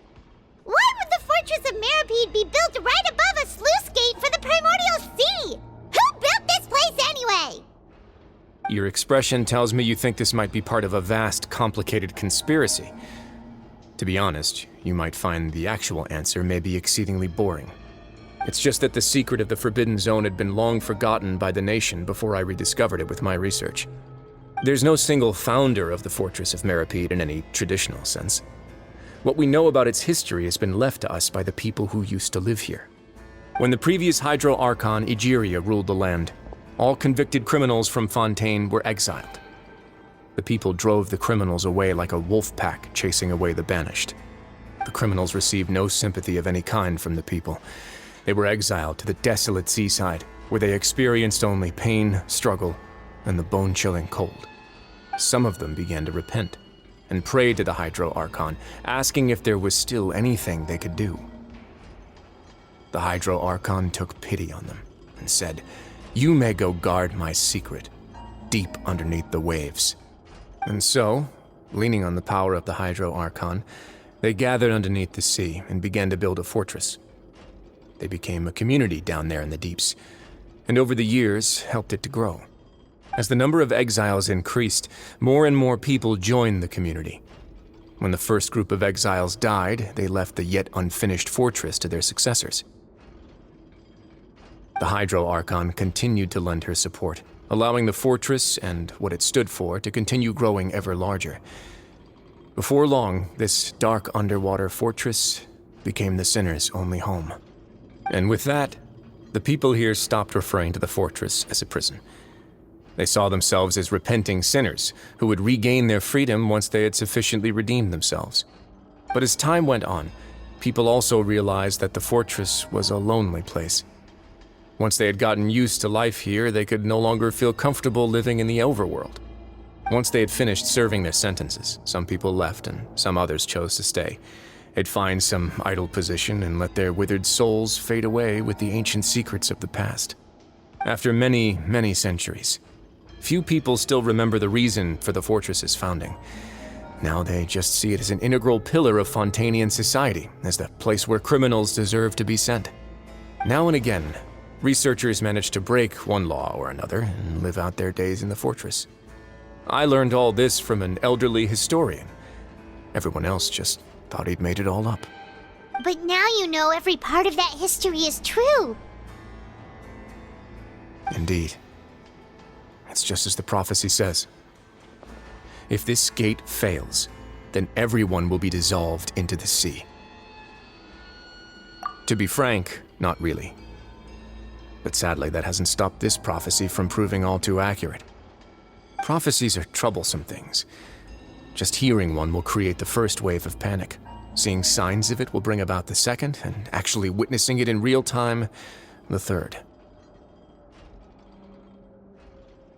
Let's go somewhere else. I want to show you something.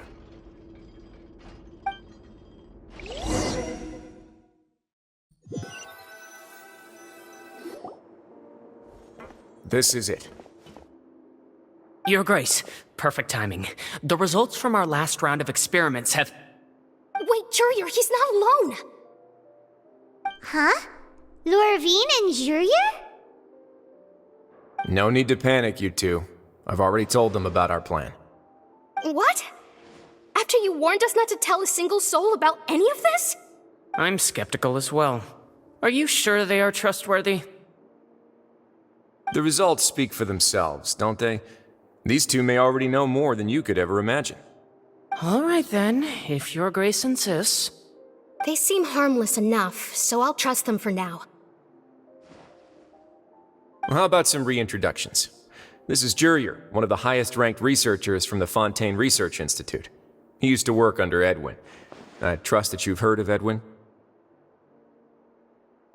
He's the one who blew the whole institute sky high.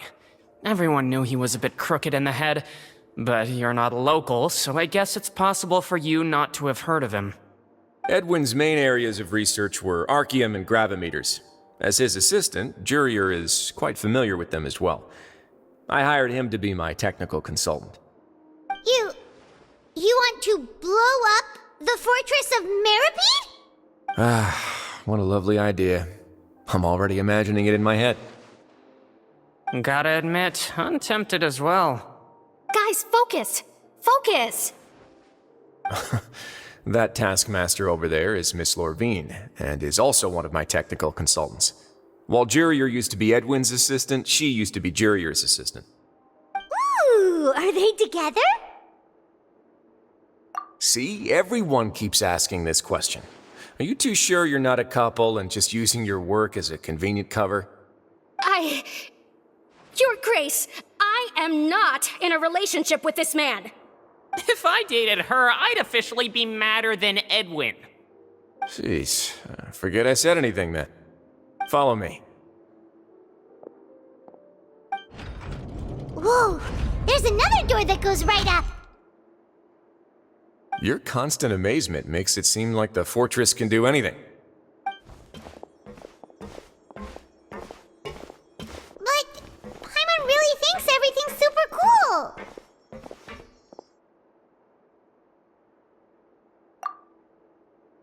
Well, let's spice it up a bit. And here you go.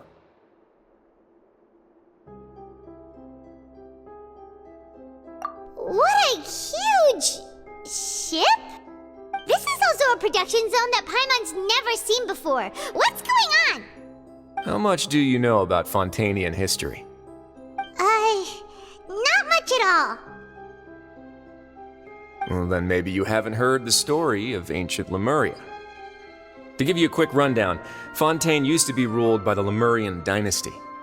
According to legend, the Lemurian king Remus came to this land after being inspired by divine revelation and found the seer Sibila, who had taken on the form of a golden bee.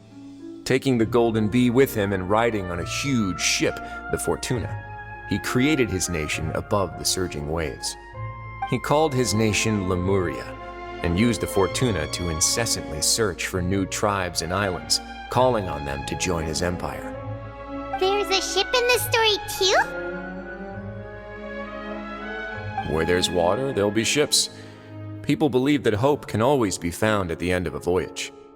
Do you believe that too? To a point, I think. As you've already seen, I have a whole factory's worth of labor, materials, and technology at my disposal. Certainly can't hurt to give it a try. So the moment I began to speculate that the primordial sea might lie underneath the gate, I also began this project. Were you inspired by the legendary Fortuna? Maybe. Fontainians need something to hold on to cope with the impending disaster. Were the workers to find out the truth behind this ship, riots would destroy the fortress faster than any catastrophe. As the fortress's administrator, I'd never make such a reckless call. All right, that's enough talking for now. I'll need another 3 cups of tea to soothe my throat. Do you have any other questions? Seems like you're good. Come on, I'll take you back.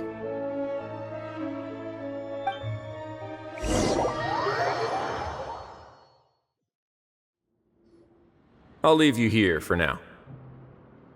Oh, thank you so much. No worries.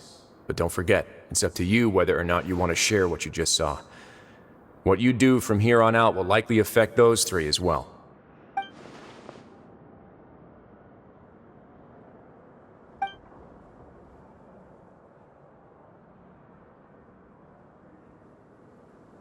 Yeah, we'll put a lot of thought into it for sure. Great. I look forward to what happens next.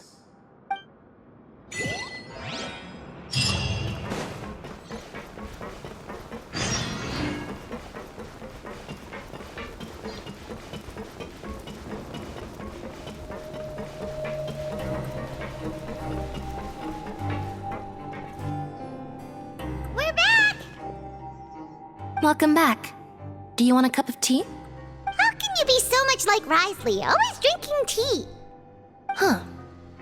Actually, now that you mention it, I just remembered something now. While I was sedated, I could still barely hear 2 people talking next to me. They were discussing everything, from the leaves to the water and even the teacups themselves. Must have been Wriothesley and Sigewinne. Yeah, I heard one male voice and one female, so it should have been the two of them. They really were just talking about brewing tea. I really can't make sense of this place. So, Traveler, Paimon, were you able to learn anything from Wriothesley? Yeah, he explained everything. Very well. Then, would you mind checking your answers against my speculations? Yeah, I took the time to rest, so I'm feeling a lot more relaxed now. Nobody else is around, and Miss Sigewinne is also busy with something or other, so let's just talk here. All right, then I'll posit my theories. I asked myself 3 questions. Firstly, why was Freminet affected by the primordial seawater? It was because he dove into the sea. My theory is, the long-lost primordial sea is probably very close to the fortress of Meripede. Ooh, he's good. He got that right on the first try. That's our Lyney. Secondly, Wriothesley's attitude changed dramatically during the course of our stay here. He ignored us completely at first, then suddenly roadblocked us. Why? I spent quite a long time thinking about this. If he has been monitoring the Fatui since the very beginning, he probably ignored us at first because he was hoping we could find Master Childe for him. What's more, the Fortress of Meripede is not part of Fontaine's court system, nor does it report to Iudex Nervulet. Wriothesley is basically the king of a no-man's land. As long as the fortress doesn't do anything about Master Childe's disappearance, Father can use it to pressure the Fontaine authorities. And while the 2 factions are pitted against each other, Wriothesley will be free to move between the parties of interest. If I had to guess, he probably has something that he's working on himself. It's likely related to the secret of the infirmary, but I just can't think of what it could be. You're super smart. Thanks so much. Then finally, there's the last question. If Wriothesley does have a plan, what could it be? All I know for now is that his plan probably has something to do with the changing nature of the seawater. He's even gotten Cloran to help him out. That can't be the full extent of what he's doing. There's probably a secret passageway behind the block in the infirmary, and there's something big in the fortress that most people here never get to see. He has a bargaining chip, and it could be important enough for Father to deal with him directly. I don't have enough information, so I have no idea what his chip might be. But let me guess. You have the last piece of the puzzle.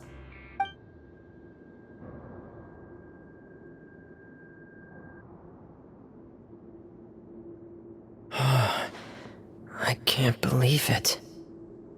The sea will engulf everyone, just like the prophecy said. Could Wriothesley have wanted to meet Father to figure out a way to deal with this crisis? If you remember, I once mentioned that Father sees the House of the Hearth as her base of operations, and she truly wants to resolve the crisis. But how could Wriothesley have known that? Or perhaps he didn't know, and just wanted to bring Father over to his side? Which could be why he said he just wanted to negotiate. Yeah, that makes sense to me. I understand your concerns as well, Traveler. I'll figure out a way to pass this on to our father. No matter what, we're on your side. The 2 of you have already aided us far too much. We probably wouldn't be standing here right now if not for you. If you ever need anything else going forward, please come to the House of the Hearth at any time. Though you may not share the sentiment, after all that we've gone through together, the 3 of us basically see you as family now. You have my gratitude. Thank you for protecting Lyney when it really mattered. And thank you for sharing the secrets of the fortress with us. We didn't think you were going to do it. Why are you being so formal all of a sudden? Given your strength, you might not need our help at all. But if you are ever in danger, we will try our best to protect you. Aww, the sound of that makes Paimon feel all warm and safe inside.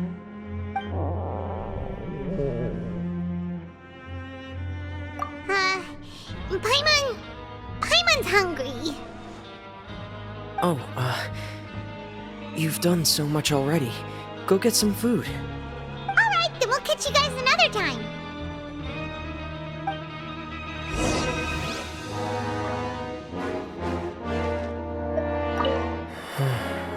I feel like I should try to become someone more capable of helping.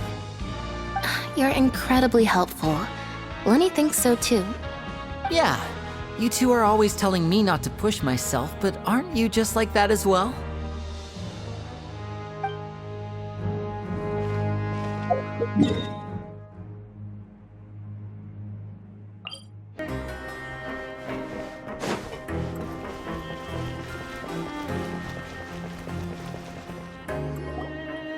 It's time for dinner. Welfare meals now being served in the coupon cafeteria. Come on, let's go pick up ours as well. Traveler and Paimon, over here. Are you here for dinner too, Miss Sijween? And I'm taking the opportunity to prepare Miss Cloran's dinner as well. Huh. You're right. She's actually sitting in the fortress cafeteria. What would you like to eat? Yep, you can. I've already talked to our chef, Mr. Wolsey. It's all on me today, so you can get whatever you'd like.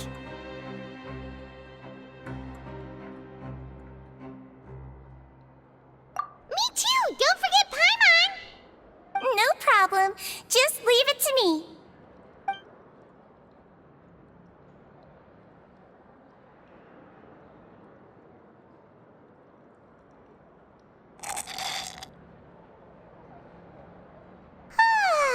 So delicious. Is this how it feels to be freeloaders? Wait a second, we did do plenty of work after all. Feeling full yet? How's the food? Delicious!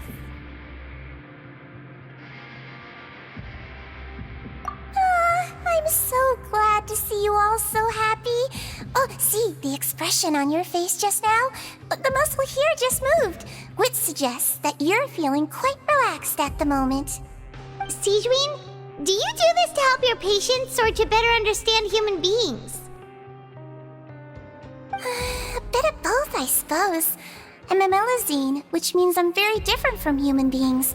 I must know what you're thinking if I want to take good care of you. You're really good at taking care of people. Even though you're so short, you still talk and act like an older sister. Really? You're reminded of an older sister? That's great to hear. Oh, and what did you mean back in Risley's office? When you said that you were protecting Lyney and his siblings as well? Oh, that. I just asked His Grace to look out for those children, especially that diver boy. I was getting a bit worried after hearing that something was wrong with the water. Thankfully, Cloran is very strong and managed to save him in the nick of time. His Grace also sealed the pipes after Cloran left, to make sure that Lyney wouldn't impulsively chase after his brother. Although the path was blocked, we still stationed some guards there to stop anyone from approaching. They were instructed to only open the door once Miss Cloran had returned. Oh, and I was keeping an eye on Mr. Lyney as well. We had to press him, but we couldn't allow him to be in any real danger. You were all super considerate and really thought everything through. It's just what we do down here at the fortress. At least this has been His Grace's style for as long as he's been the leader. Oh, I really wish Monsieur Nervula would come down here more often too. I feel like he'd like it here, with all the darkness and chaos.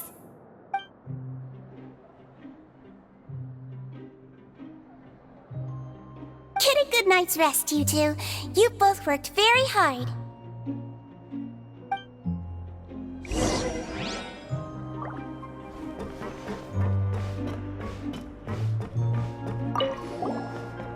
Cloran! Ah, it's you two. How's dinner? It's all right. Miss Sijwin really put in a lot of effort. So we heard that Risley invited you to come down to help. And you saved Freminet too! You sure work super fast! Oh, it was child's play. Still, Paimon didn't know even champion duelists could take on side jobs. Oh, and why aren't you eating with Sigewinne and the Duke? Won't you get bored eating by yourself? Miss Sigewinne was with you, and the Duke has business of his own. Actually, didn't Navia say that you went out for dinner with her as well? Yeah. First time in a long time.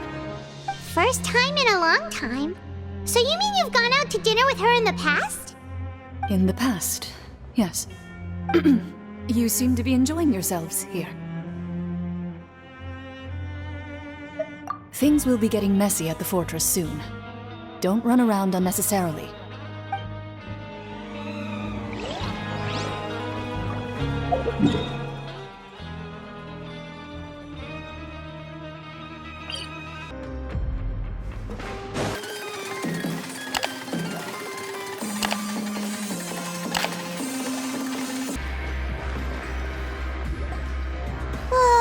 So much has happened. Paimon just feels absolutely exhausted now that she's finally relaxed. Paimon's super sleepy. Are you sleepy too?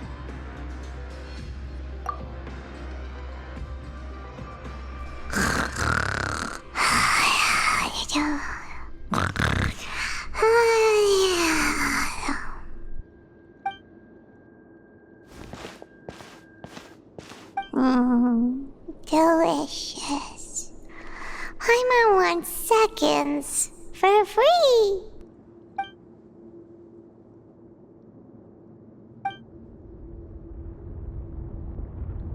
Out of my way! Get out of my way! What happened? Why is everyone running? No idea, but something must have happened. Stop asking!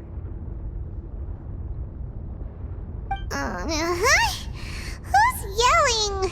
Paimon still wants to sleep.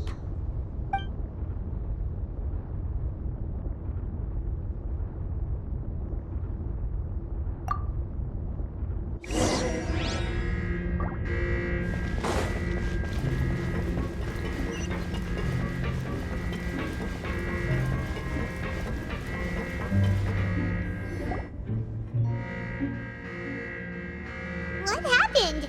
Why is everyone running around? Hey! What are you doing? No time to explain, mate. Goodbye! Hey! Wait! What's wrong with these people? They won't even talk to us. They're here! There you are! Oh, thank goodness! Cuistot and Laverune, do you know what happened here? We came here especially to inform you. Something seems to have gone terribly wrong just now. His Grace is telling everyone to evacuate and get out of here. Laverune was saying you two are new here and you don't have many friends, so you might slip through the cracks. Haven't you heard all the stories like that? An evacuation is successfully completed, yet you only find out once you do a head count that 1 or 2 people are missing. Wait, weren't you the one who brought that up? Why is it suddenly my idea? Hey, shut up! Okay, whatever. The point is, you should come with us. Yeah, he said to get as far away as possible, upwards and outwards.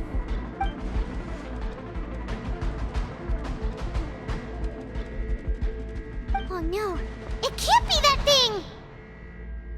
Whoa, wait, what? What? Hey, where are you going? We have to go find the Duke! You two just go and get out! Go on without us!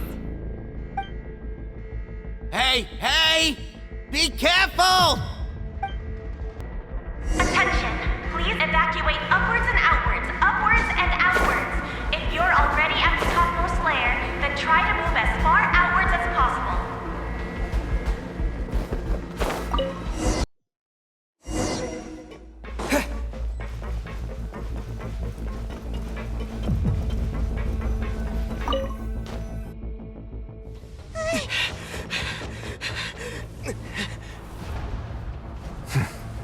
They're here. Just like I said. What happened?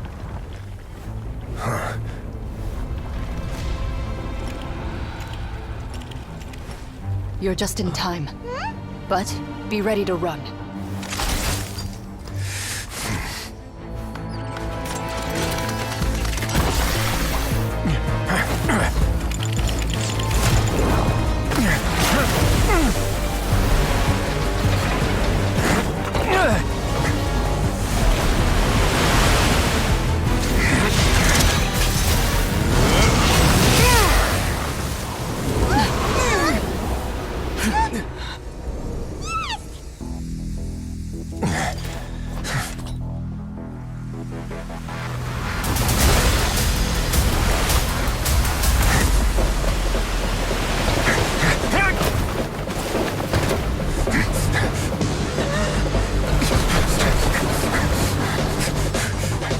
Three, 2, 1.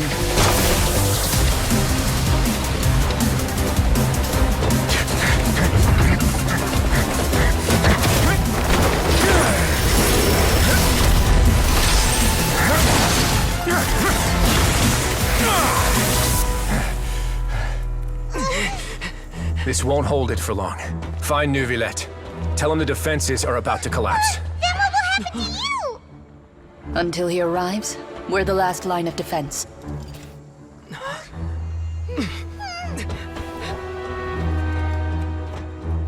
The gate. How long do you think it'll hold? That depends on us.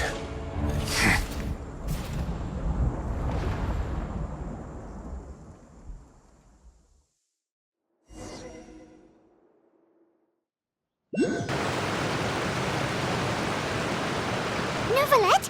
Why are you here? Traveler, I need you to head to the Opera House immediately. Farina will soon be meeting with the knave there. You must protect Farina, and make sure she doesn't spend too much time alone with her. Will do. You have my sincerest gratitude.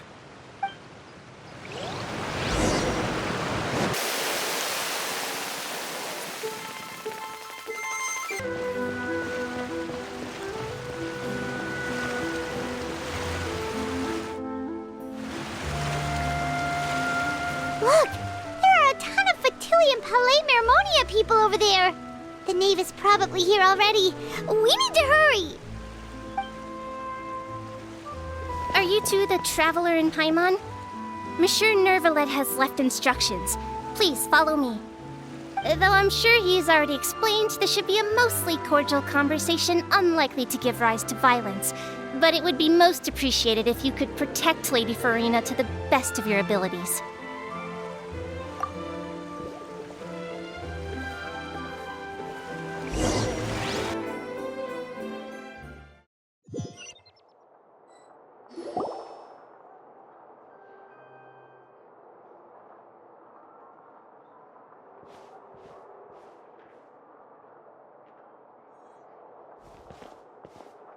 Oh, so you two are the honored guests Miss Farina mentioned. Of course, of course! How could they not attend a meeting such as this?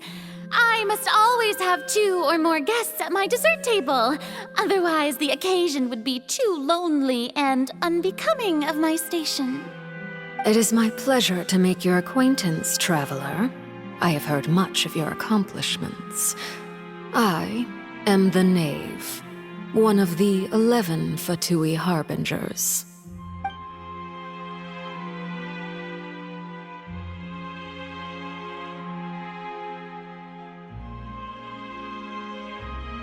I've already prepared seats for you. Come, sit beside me. Perhaps you two are unaware of how Miss Farina and I do things. You see, we actually recently agreed to get together for tea when we had the time. See this? This is a limited type of confectionery that Miss Farina simply adores. There are only 16 slices sold every day. Here, why don't you and Paimon have a taste?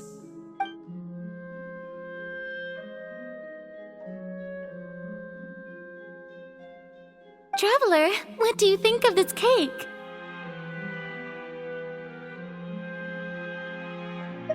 That's good to hear. So what Childe said was on the mark after all. You do share a taste in desserts with Freminet and I.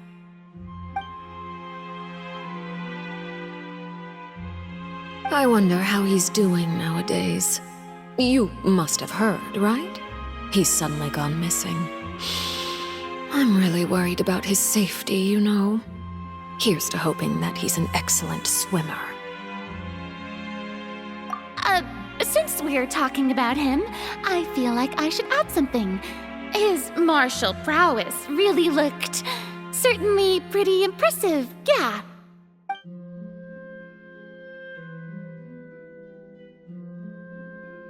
Oh, so you're also familiar with his aptitude for fighting, Miss Freminet. Oh, right. I almost forgot. Childe was subdued by Iudex Neuvillette right in front of you. Against ordinary people, my colleague would never be on the back foot. But alas, he just never imagined he'd run into such a person. I must express my admiration for Monsieur Neuvillette. Coming from you, that's not surprising at all. But I thought you would be happier to hear the news. Of course, but it's still a bit of a shame. You see, I would have been far happier had I received this news somewhat earlier. As you well know, a long time has passed since Childe disappeared.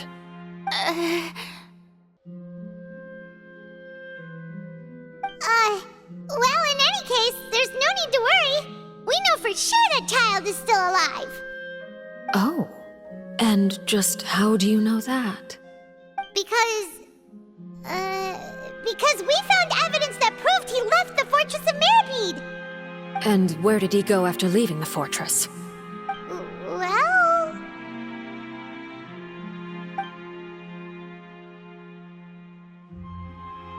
The Fortress of Meripede lies deep beneath the waves. Unless he pranced right out of the main gate, he must have had to swim for it. Do you have any proof that he surfaced safely?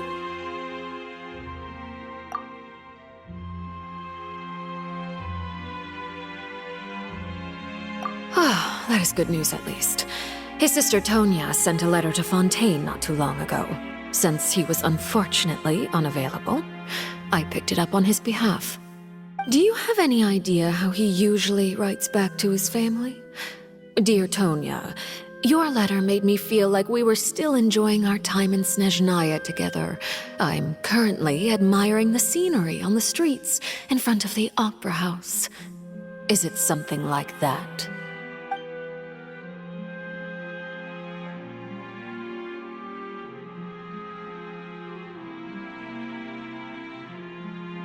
All letters tend to follow the same few formats anyway, right? As long as the contents are accurate, it doesn't matter so much how it's written or how it's worded.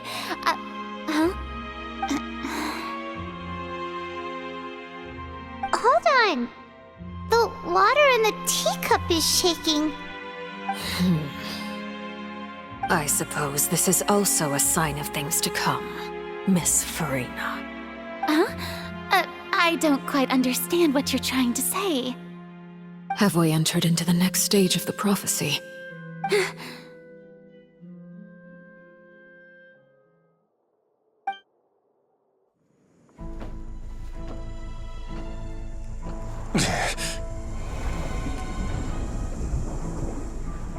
My thanks to you both. I will take it from here.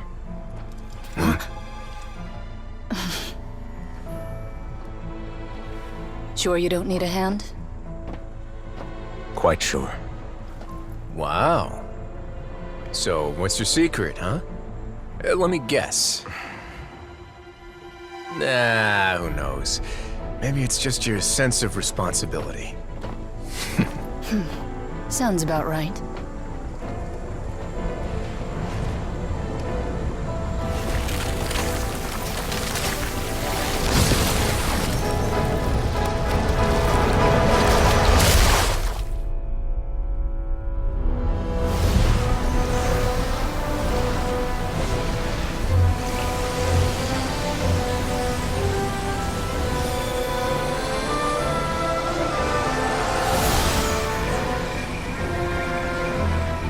day may come when the prophecy is fulfilled and the waters burst forth.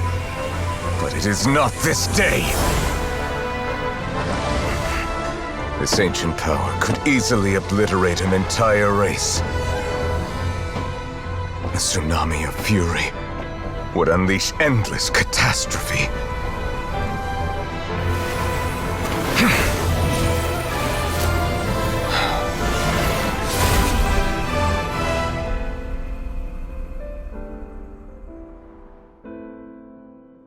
This sentence is too severe.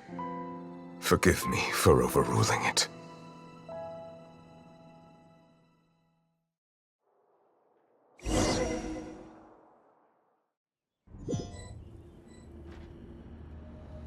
All right. Seems like the problem inside has been suppressed. Let me guess, we're safe for now. Indeed. But only for now. I win this bet. You owe me a present. Very well. It was indeed just as you said. You made a bet? We made a bet on the size of your entourage. Cloran thought you wouldn't come down by yourself. I figured you would have at least brought a few people along for appearance's sake. It appears I underestimated just how confidential the mission was. Shouldn't you have gotten used to confidential missions by now? That's just how the courts operate. So what gift must the loser give? Tea? He already has tons of tea in his office. I'm thinking about a set of legal codices. That wouldn't happen to be a dig at my lack of legal awareness, would it? Well, I'm sure His Grace doesn't consider the fortress to be outside the law. I was under the impression the residents of a place like this would be uninterested in the legal codices. That was obviously a joke. Anyway, you've still got some unfinished business to attend to in the overworld, correct? No need to stay here if you have a pressing matter. We all know you can't leave Palais Marmonia for long. Thank you. I hope everything went smoothly with the Fatui Harbinger.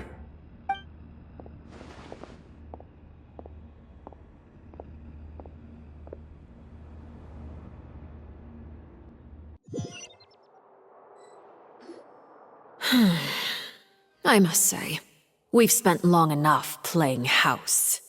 Miss Farina, as the Hydro Archon, I am sure you understand the exact meaning of the phenomenon we just witnessed.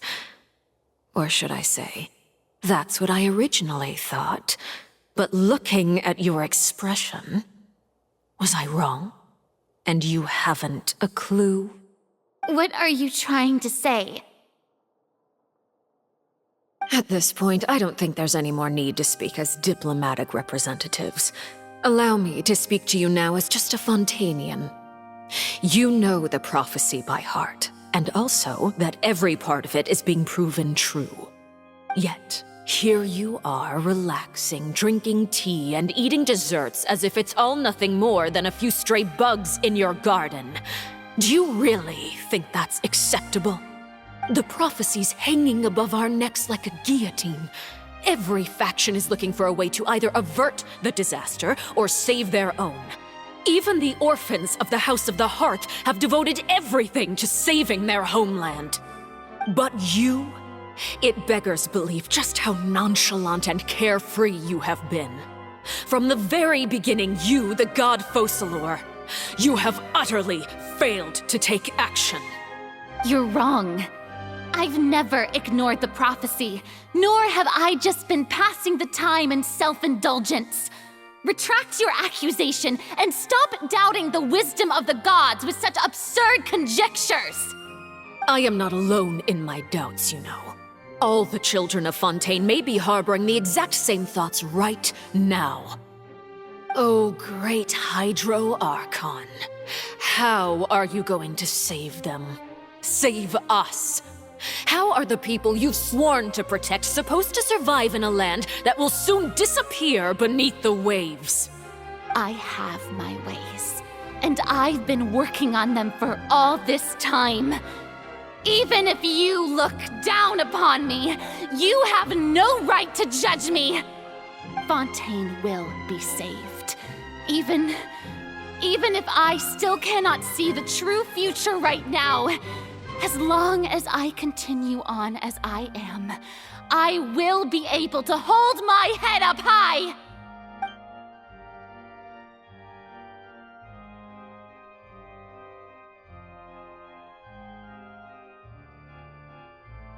Then I ask you, Miss Farina, just what have you been working on? Where can we see it, and what is it doing to help?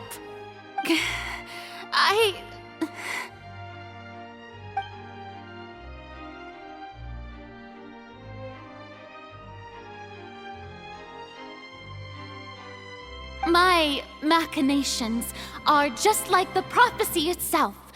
They will only reveal themselves at the fated time. It is just that beings like yourselves are unable to perceive them as of yet. I see. As a god, the proof of your labor always lies beyond prying mortal eyes. Allow me to be so bold as to ask another way. Would it be possible for you to tell us the parts of your plan that are not confidential? Such as your emergency response plan for the impending disaster? An emergency response plan? Oh, that look in your eyes. Have you not even prepared one of those?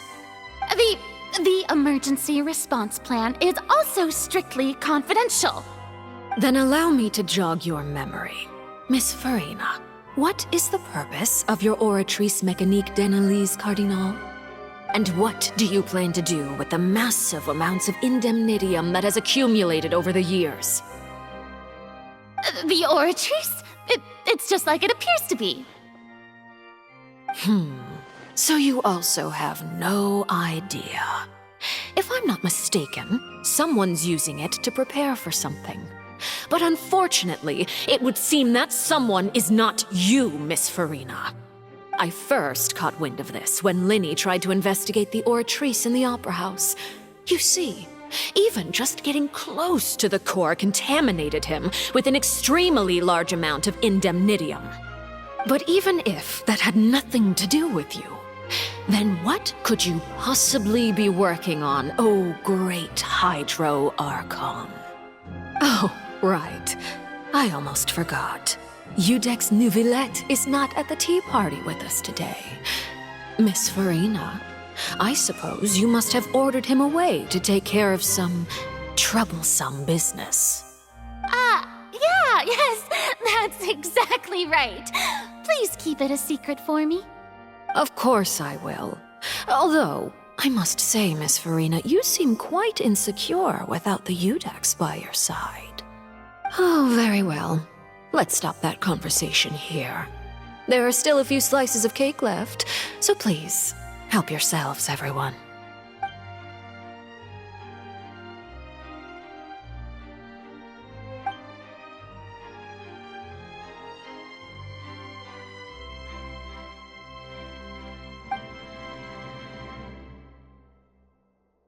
Traveler, I heard that you were recently commissioned to handle a few matters on behalf of the Udex. Why don't you take an extra slice of cake? Those who work hard deserve gratitude and praise. You too, Paimon. Thank you. Paimon will take you up on that offer.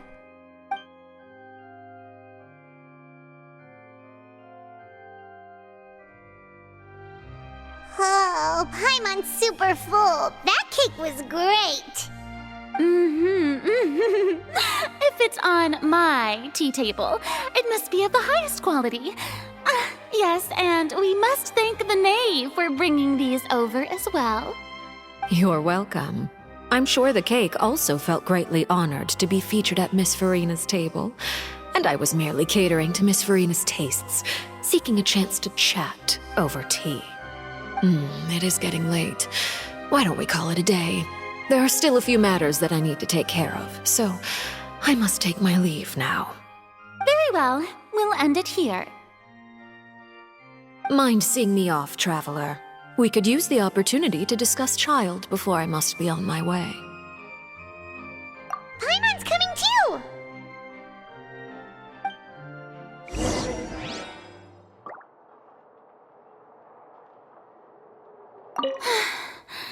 The tea party turned out to be even more difficult than I'd imagined. Why are you looking at me like that? Is something the matter? If there's nothing urgent, then I shall be retiring for now.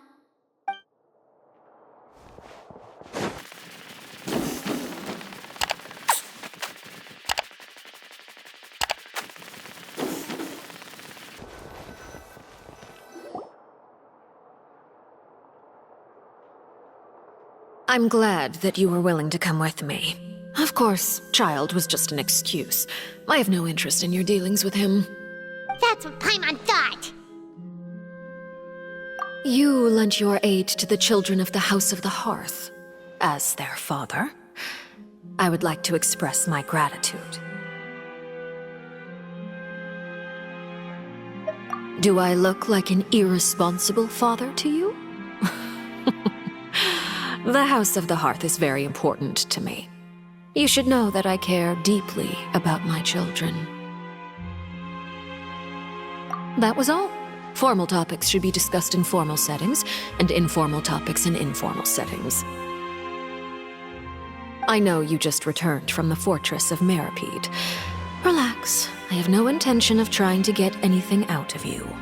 Lyney, Lynette, and Freminet are still there, and I trust their judgment and abilities. They've all been working very hard and have always done all they can to fight back against anyone who tried to stop them, especially Lyney. You mean Wriothesley. He's a tricky one to deal with. It's unfortunate that Lyney's so eager to prove himself that he can't learn to rely on others, including me. By the way, and you can just consider this a bit of idle gossip, but what's your impression of Freminet? You are outside of our disputes, and the freest person in all of Fontaine, able to move around most easily. Allow me to share my perspective with you. And that's everything that happened during the trial. Master Childe was declared guilty and immediately transported to the fortress of Meripede.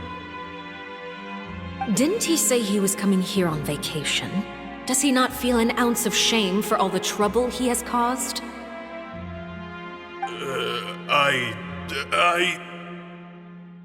Forget it.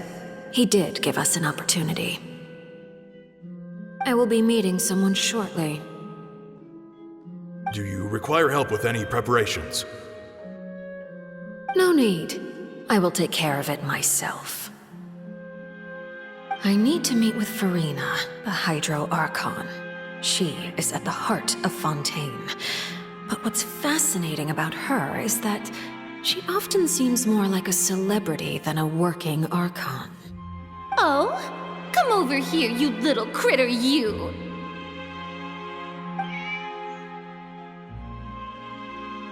You dare to run from me? Stop right this instant! My goal is just to discover the location of the Gnosis. But I didn't expect the chance to approach Freminet to be handed to me on a silver platter. This is so easy, it's actually making me a bit suspicious. Anything left unguarded is usually just bait. But no one will blame someone for taking the bait. After all, from the moment it was attached to the hook, the bait is meant to be sacrificed. It's just as I guessed in the second before I struck. The Hydronosis is not currently held by the Archon. In fact, this Archon doesn't seem like a god at all. And I sense that she's under some kind of curse. Who are you? And what are you trying to do? Please don't kill me! I'm begging you, please! The fear in her pupils is genuine, so perhaps she's not bait after all. Either way, targeting her has lost all meaning. I left the scene with ease. Nobody came looking for me, and nobody could serve as a witness to my near assassination of Focalor. I suspect even Freminet dares not mention this incident to anyone. Not long after, my informants confirmed what I had guessed. After returning to her quarters, Freminet quietly cried alone. She was so scared that she could not sleep that night, nor could she even bring herself to eat her cake. There's no doubt that there's something wrong with her. I began to entertain the possibility that she is not the true Hydro Archon. Perhaps Iudex Neuvillette is actually the genuine article. I have to find the Gnosis. If the Neuvillette hypothesis is correct, he is probably in possession of it. Alternatively, it might have been hidden in a place that's hard for ordinary people to access. Yes, Father. My dear children, please speak. News from the fortress of Meripede. Master Childe has gone missing. On top of that, the contacts and guards we bribed at the fortress have all gone quiet as well. Probably the handiwork of that Wriothesley. I'm afraid so. This is a good opportunity. The value of a harbinger is much higher than most would imagine. We now have an excuse to exert diplomatic pressure on the Fontaine authorities. Set up a meeting for me. I would like to meet the Hydro Archon and Iudex Neuvillette. Oh, and I have an additional mission for you three. Yes, Father. Tartaglia's disappearance was not a part of my plan, but I can use it to make a breakthrough. With this as my excuse, I can ask for an official audience and continue my investigation of Freminet and Iudex Neuvillette. The initiative belongs to the House of the Hearth. My wish to investigate the fortress of Meripede will be a front. Lyney and his group will be responsible for the actual intelligence gathering.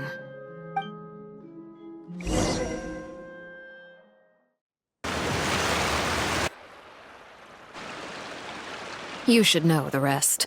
Lyney's group is quite close to you, so they wouldn't have hidden anything from you. You attacked the Hydro Archon?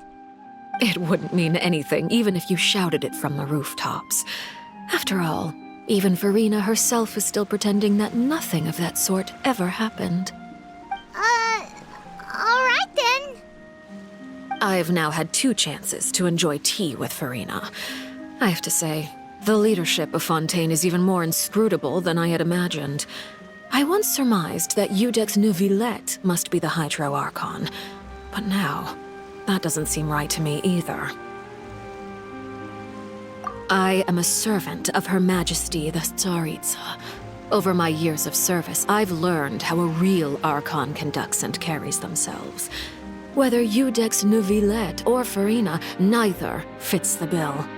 It's hard to imagine either of them as the Archon. Of course, that is all just how I feel. Gut feelings often do not require justification.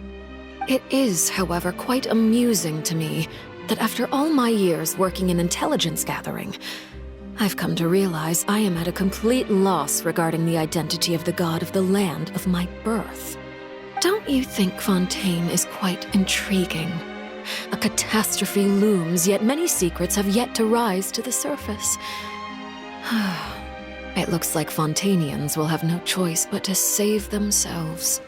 Ultimately, though, one must survive in order to do anything else. Should the need arise, I would be happy to cooperate with you. You don't need to commit to anything right now, of course. I have a feeling that the situation will continue to evolve, and as your name is often connected with noble deeds, I'm sure we will work together someday. He certainly returned quickly. You must want to catch up with each other, so I'll leave you to him.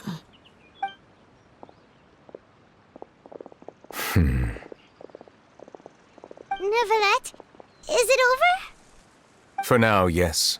But this issue will prove quite thorny in the long term.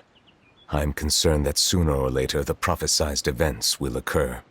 Thank you for protecting Freminet. To put it simply, I used my power to force back the primordial sea and reseal the sluice gate.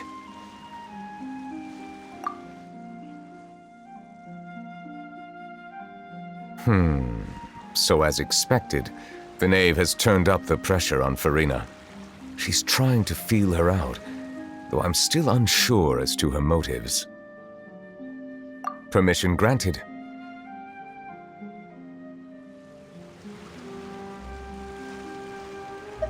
Whoa. It can't be that you're the real Hydro Archon, right? But that's just a speculation on our part, though. You can't tell us? Then that's okay. We can talk about something else. We won't try to force you. You guys in Fontaine are super strange. If by the phrase, you guys, you are referring to Freminet and I, then although I'm not sure just what you are trying to imply, I must clarify that I do not share her positions on a multitude of topics. I believe so. The fortress has a long and complex history. It has seen much grief and suffering. And now, another catastrophe will soon be upon us. I mourn this turn of events. Huh? Why is it raining all of a sudden?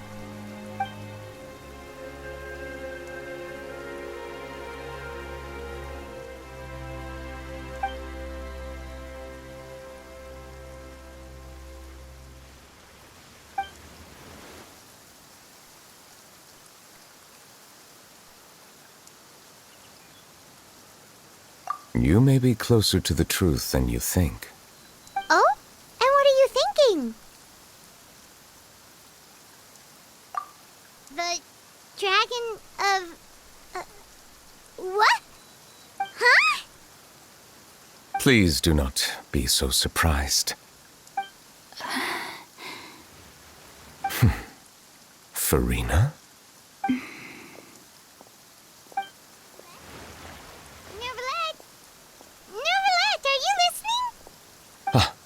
My apologies. We were just guessing randomly. We didn't guess right, did we? You're not actually the dragon sovereign of water, right? Well, if you don't want to confirm or deny... You guessed correctly. I sincerely hope you'll be able to keep this a secret for me. Right, of course. We'll definitely help you keep it a secret. There's still something Paimon wants to ask you, though. Please, go ahead. Well, if you are the dragon sovereign of water, and you were able to force back the primordial sea from the fortress, then since Fontaine's prophecy is all about seawater, couldn't you just use your power to solve the crisis? None of the currently living dragon sovereigns in the world, myself included, possess our full dragonhood. They say that when the first usurper arrived on Tivat, they seized a part of the dragon's power. Today, that stolen power is the basis of the Archon's authorities. There are 7 elemental Archons and 7 matching dragon sovereigns. The dragon sovereign of water who lived through that era perished a long time ago. As their successor, I know far less of that part of our ancient history. In any case, I believe I will not be able to do much unless the Archon disappears and returns their elemental authority to me.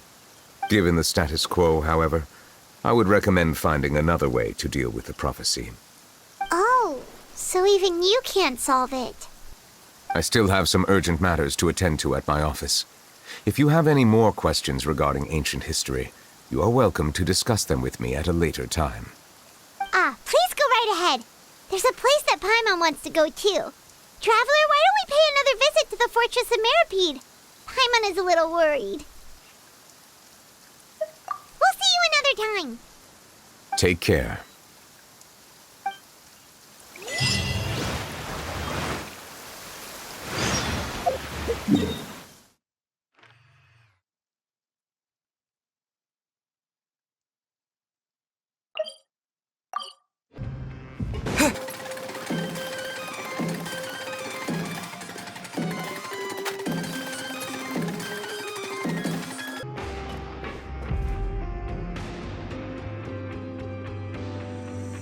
Now guess, what suit will this next card be?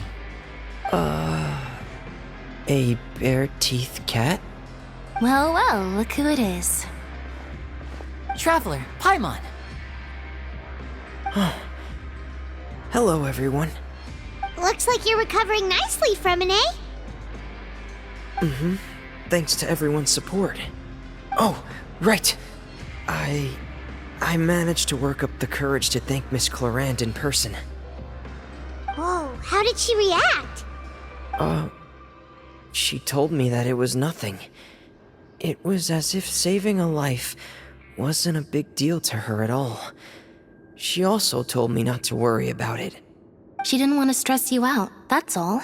She's right, and it's best not to dwell on it. Yeah. Okay, but check this out. We went back to the Opera House and we met the knave. You met Father? Did she say anything to you? She said a few things that were, a bit hard to understand. And also that she's looking forward to working with us in the future. Her attitude towards you is even better than what we'd imagined. That's fantastic. You should believe her. She has her own way of doing things, and she'll do everything in her power to help those she considers close, which now might also include you. Mm-hmm. Father is very capable, and also trustworthy. Oh, Paimon just remembered that she thought Lyney was a bit too proud as well. She said that you should learn how to rely on others sometimes. Got it. Huh. That does sound like something that Father would say. Hey! Are you going to stay here for the next few days? Looks like it, yeah. Excellent. I will host a tea party. For real? Then Paimon wants another serving of cake. Another implies that you were already served some delicious cake while you were up there. How lovely. Well, next time, you're going to have tea and snacks with us.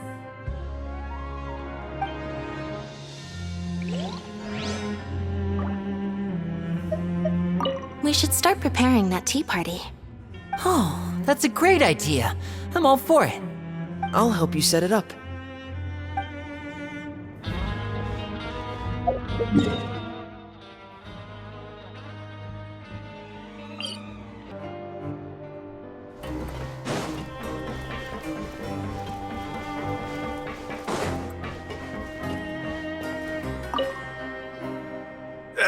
You guys are back? Cuistot! Laverune! You guys didn't get caught and thrown back down here, right? Huh? No, not at all. And here I thought you'd managed to escape from jail during all the commotion. I'd held you up as legendary jailbreakers, but now you're telling me you just never left? We're sorry, but we just had some business to take care of. All right. There's no need to get caught up in the details. We're just relieved to see you. He was super worried about you, you know. Hey, it wasn't just me. Weren't you super worried as well? Something like that, yeah. I was also transferred to work in the kitchen a few days ago. I can still hear Cuistot mumbling to the carrots. Are those two all right? Do you think they made it out alive? Whenever he'd say that, I'd tell him I'm sure they're fine. Wherever they are, they're kicking back with drinks in hand, enjoying the lovely scenery. Hey, there's nothing wrong with worrying about your prison pals. Is there? I mean, considering how they always love listening to all my gossip. These two. They sure are a lot warmer and friendlier than when Paimon first met them.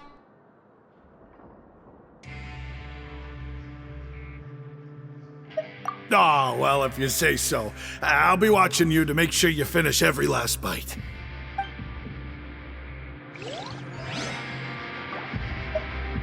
Hey, why don't we have a meal with those two one of these days? You want to cook for them yourself? Why not? Good chance to show them what I can do.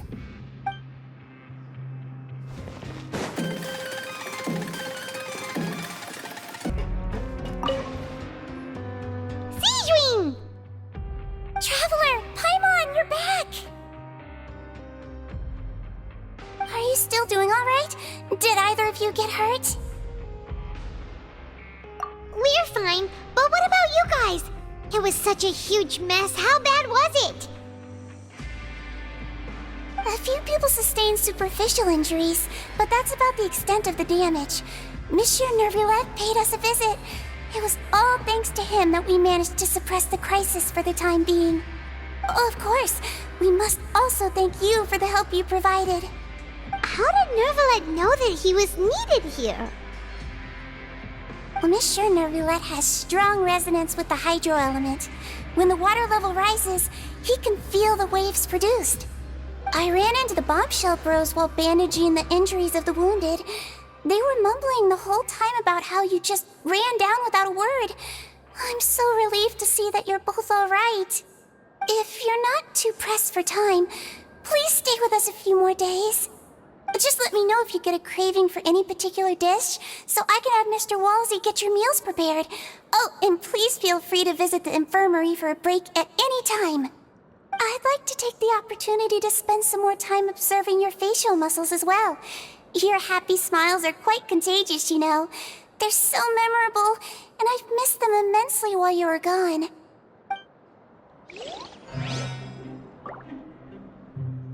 If you can find the time, please stay at the fortress for just a while longer.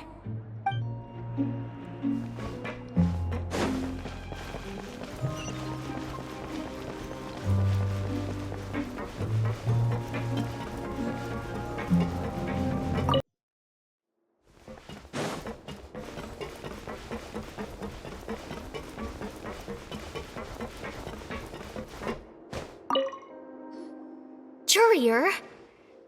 Miss Sijouin told me you still haven't eaten. Yeah, I was working on something, so I forgot. That's no excuse for... Huh? What's you two? Courier! Laverune! We're back! Hello there. It's been quite the mess here recently.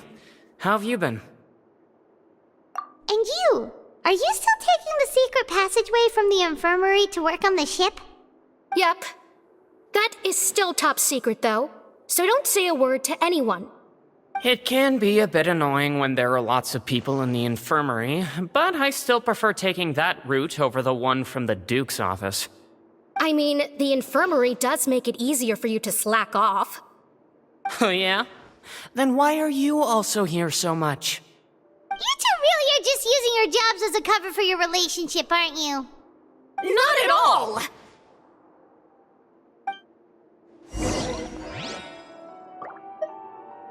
Courier, the rumors about us are literally everywhere now. Please do something about it. But it's not like I caused them by myself. All right. I'll try to do something about it when I can find the time.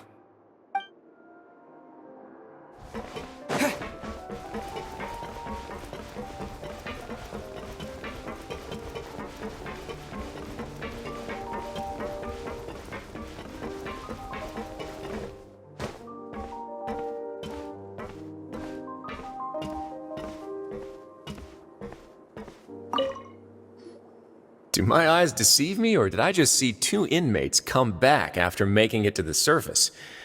Some strange winds blowing of late. We wanted to see how the fortress is doing. Is everything still alright? We're fine, for the most part. Nervillette came down and took care of the worst of it. If that's the case, why don't you just ask him to stay here? Oh, yeah, what a brilliant plan. Let's go convince the Udex himself to exchange the courts of Fontaine for a puddle of water in the middle of nowhere. He came here in a hurry and left without even stopping for a cup of tea. He did remember to take Miss Sijouin's gift with him, though. He sure sounds super busy. Miss Clorand has left as well. She also took her gift from Miss Sijouin. Were the gifts milkshakes? Nervillette got the milkshake.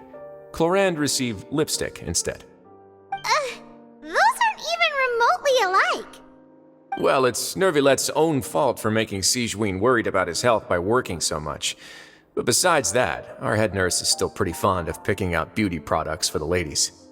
Oh, and I have some gifts here for you as well. Are these from Sijouin too? Nope, they're from yours truly. You've already wrapped up your work at the fortress, so you can return to the surface at any time. You haven't yet served your full prison term, however, so you may continue to use your cell until your term is up. For real? Then we could stay here for a really long time? You may access the cafeteria for free. Hooray! Just remember to come complete your paperwork once it's time for your release.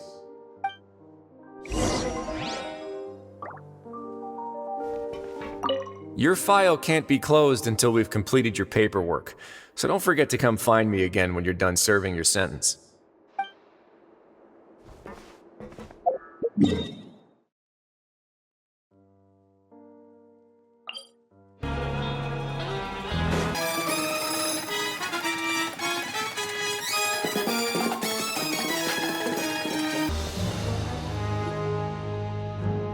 We're back in our cell again. We're no longer prisoners, though, so it really doesn't feel the same. Sure feels that way.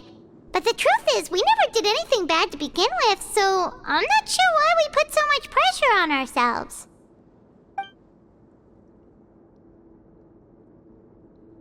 Huh? How did you know? Hey, that's not true! All right. Okay, Paimon just wanted to say that we really are an amazing duo after all. It's like we've now gone to so many places together and become friends with so many people. We've never stopped traveling or stopped meeting new friends. There are so many bad things in the world, and we're just two people, but we've still been solving problems no matter where we go. Isn't that pretty cool? You're counting Paimon today? Aren't you the only adventurer here?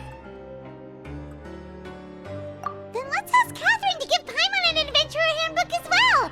Paimon will also be an adventurer from today forward. Just our thoughts making Paimon giddy. Paimon's gonna crash, so you sleep soon too. The last time we fell asleep here, we woke up to a whole mess outside our cell. The primordial seawater nearly rose up. That was so scary. We should be safe now, right? All right then. Good night to you, Traveler.